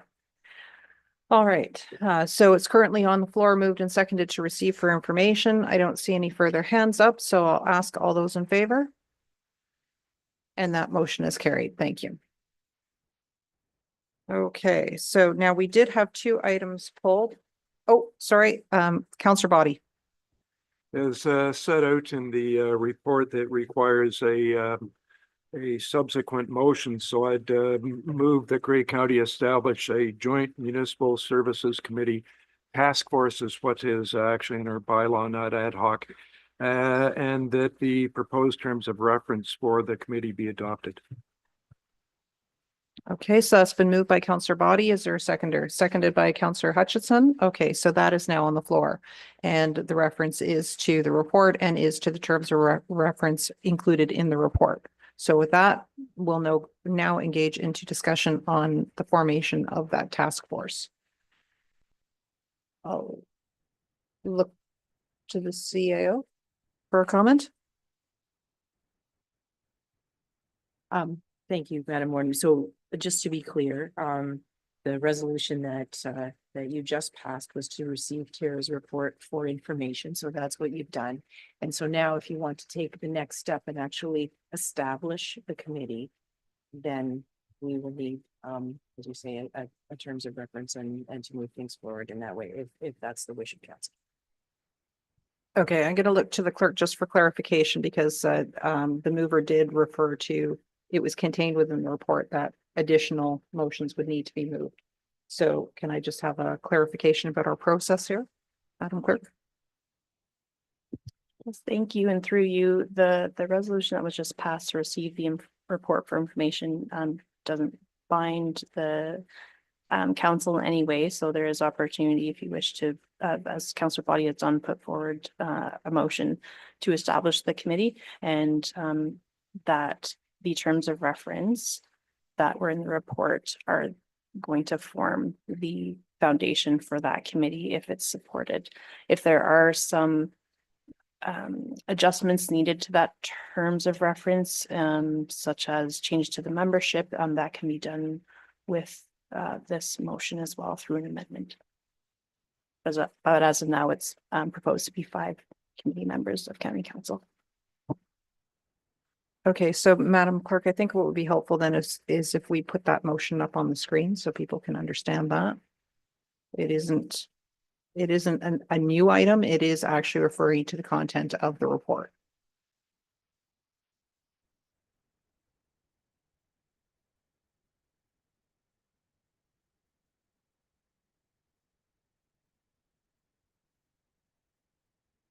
Okay, I can't quite read that from there, so. Is that the exact same thing? Yeah, I'll just ask the clerks to read the updated version that we need to consider. That Grey County establishes shared services joint task force and that the terms of reference as noted in the previous report be adopted as presented.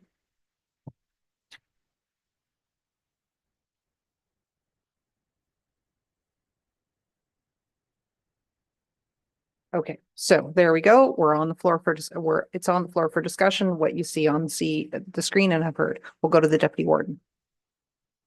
Thank you, Madam Warden. Would a further motion or an amendment to this motion be required to actually name the people to the task force?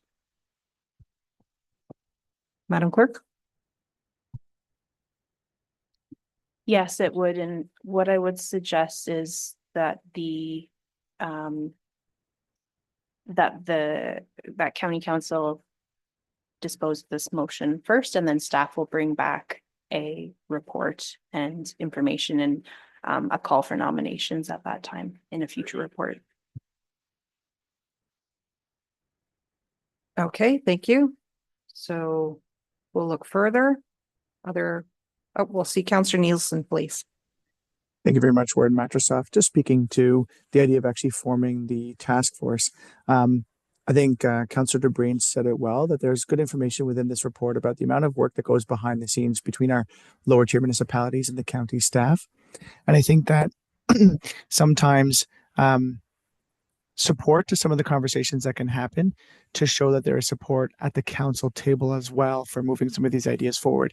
There can be difficulty in knowing if there is the council table will to move a project forward or not. I think the ability for this task force to have those conversations just to see if there is interest from lower tier municipalities and from the county itself to do this joint, I think is worth the energy and time spent to see if that there is some joint savings we can have or success in moving forward with services more than just each individual municipality taking care of themselves. Thank you very much. Any other discussion? Okay, so we've heard it. We have it there on the screen. We've heard it read out. I'll call the vote now. All those in favor? And that motion is carried. Thank you.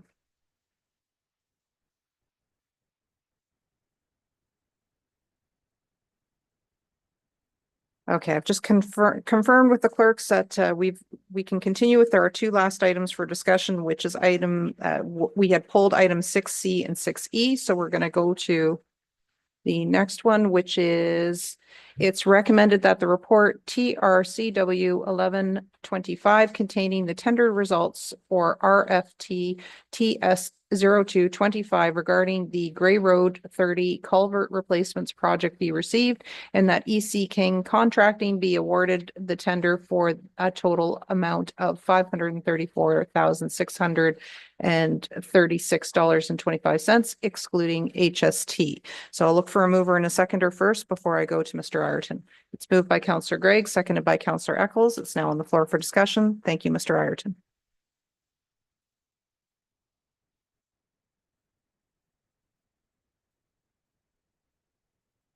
There. Good morning, council. So basically the Gray Road 30 project, this is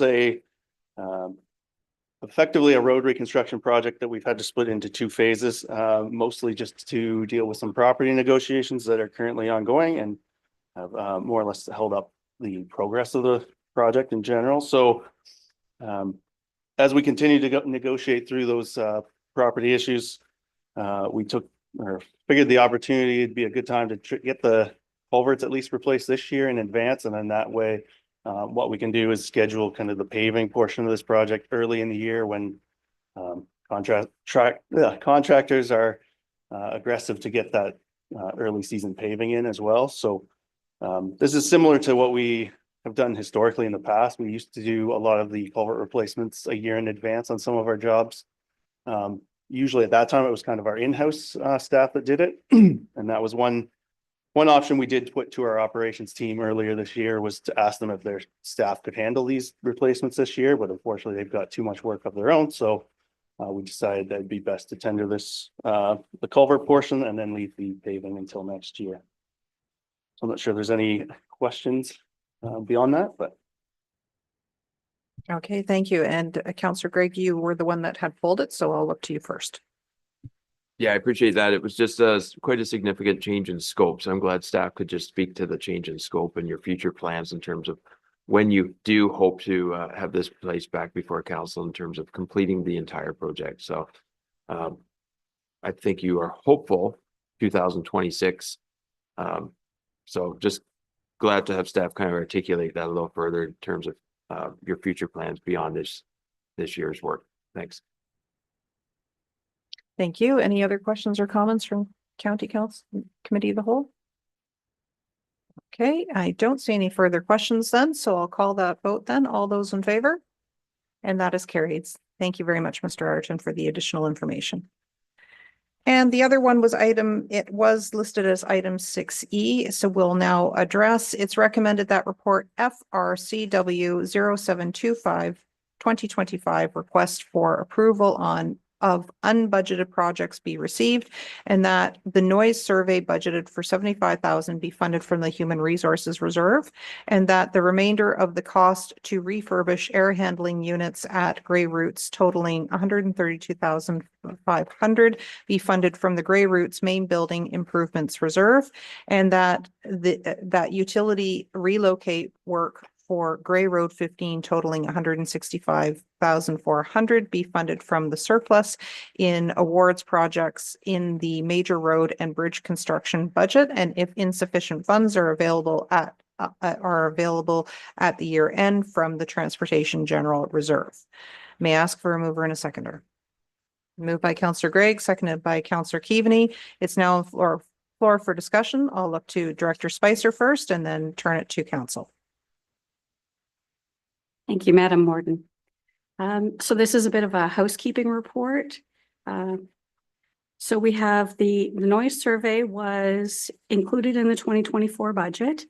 And late in October, when we brought a report on capital project status, it was noted that it wouldn't be complete by year end due to staff's preoccupation with Dayforce implementation, and we would defer it to 2025.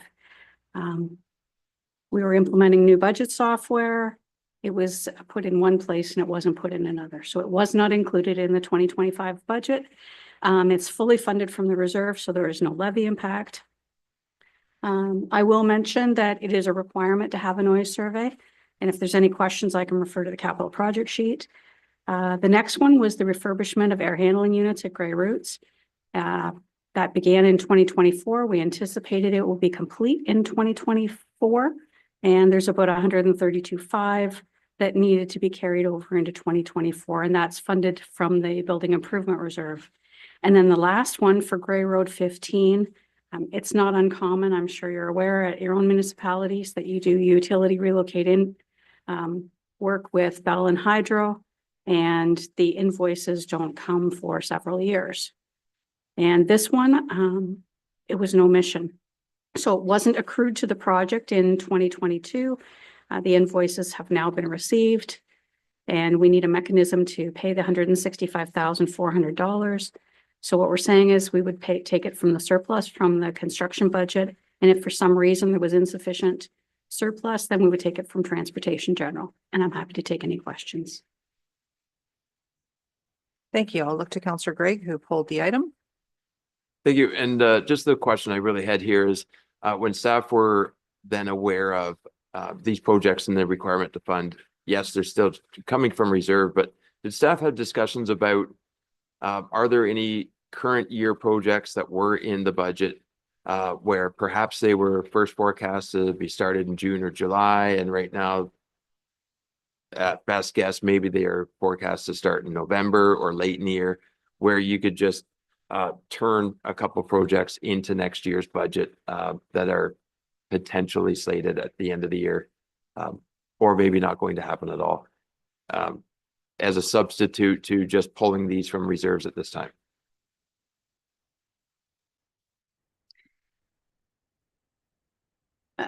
Considering that we just passed a budget in January and everyone provided their best estimates of what they and their staff could accomplish in consultation with contractors, it seems rather premature to do that, especially when it's not a budgetary impact. So it's not that we've come in with a project that has created a shortfall and we need to fund it. So in that case, we'd be looking at, do we defer a project or do we go to reserves? So in this case, this makes the most sense. It's so early in the year. I don't know how we would forecast at this point what we're not going to get done this year because people just recently said that's what their plan was. Okay, was there any follow-up, Councillor Gray? No, not particularly. I mean, there's business items that I may have that, I mean, you're perpetually examining your schedule in terms of when you're going to tackle certain items. So, I mean, the question should be asked, you know, you should always be reevaluating. And perhaps you're always reprioritizing during the year. Things happen, but you have a dome collapse. So, I mean, you're always reevaluating. So I'm just that's what I was wondering is the process of questioning internally the options. So thanks. Okay, are there any further questions? Yes, Councillor Eccles. Thank you. And on that one, on the Grey Road 15, in the budgeting process, I guess it would, you know, I'm going to make the assumption that it was missed, that it should have been set up as an accrual, but it got missed. And just the other thing, it's a little bugaboo. The bridge construction budget, and if insufficient funds are available, just a little bit of an oxymoron there, shouldn't it be? And if sufficient funds are not available at year end, the funds required would come from the Transportation General Reserve. It just, well, that one's tomato or grapefruit, I think. But just that wording is, it just goes, wow. And yeah, I can keep going because Scott Taylor's not on and lunch is here, but just my little bugaboo there. Thank you. Okay, thank you. As a former English teacher, I can say that the motion does stand as correctly indicated. We're not in a double negative situation here. Yes, you could say it two different ways. Absolutely, Councillor Eccles. And so with that, I'm seeing, okay, CAO would like to add something. The point about having should have accrued this expense. I will say that this is one of the challenges that we face when the county is working in collaboration with our member municipalities on projects. And sometimes third-party service providers send information to one party or the other.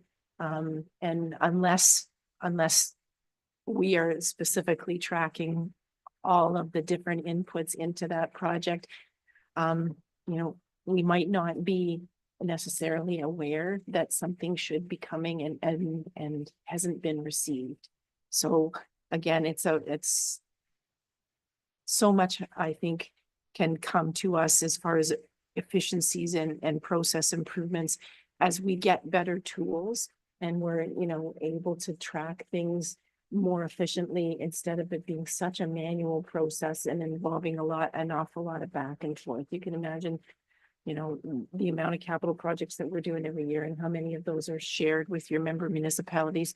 Sometimes things do get missed and that's what happened here. So we're always trying to do better. Thank you, Madam CAO. I don't see any further hands up then, so it looks like we're ready to call the question. All those in favor? And that motion is carried. Thank you. We do not have any closed meeting matters to attend to, so this is the point for other business. Is there any other business? Okay, we didn't add anything to our agenda, then I'll go to the notices of motion. Are there any notices of motion to serve? Not seeing any virtual or in-person hands go up. In that case, then I'll put out a call for a mover and a seconder to adjourn today. We'll have Councillor Patterson moving, Councillor Carlton seconding. All those in favor?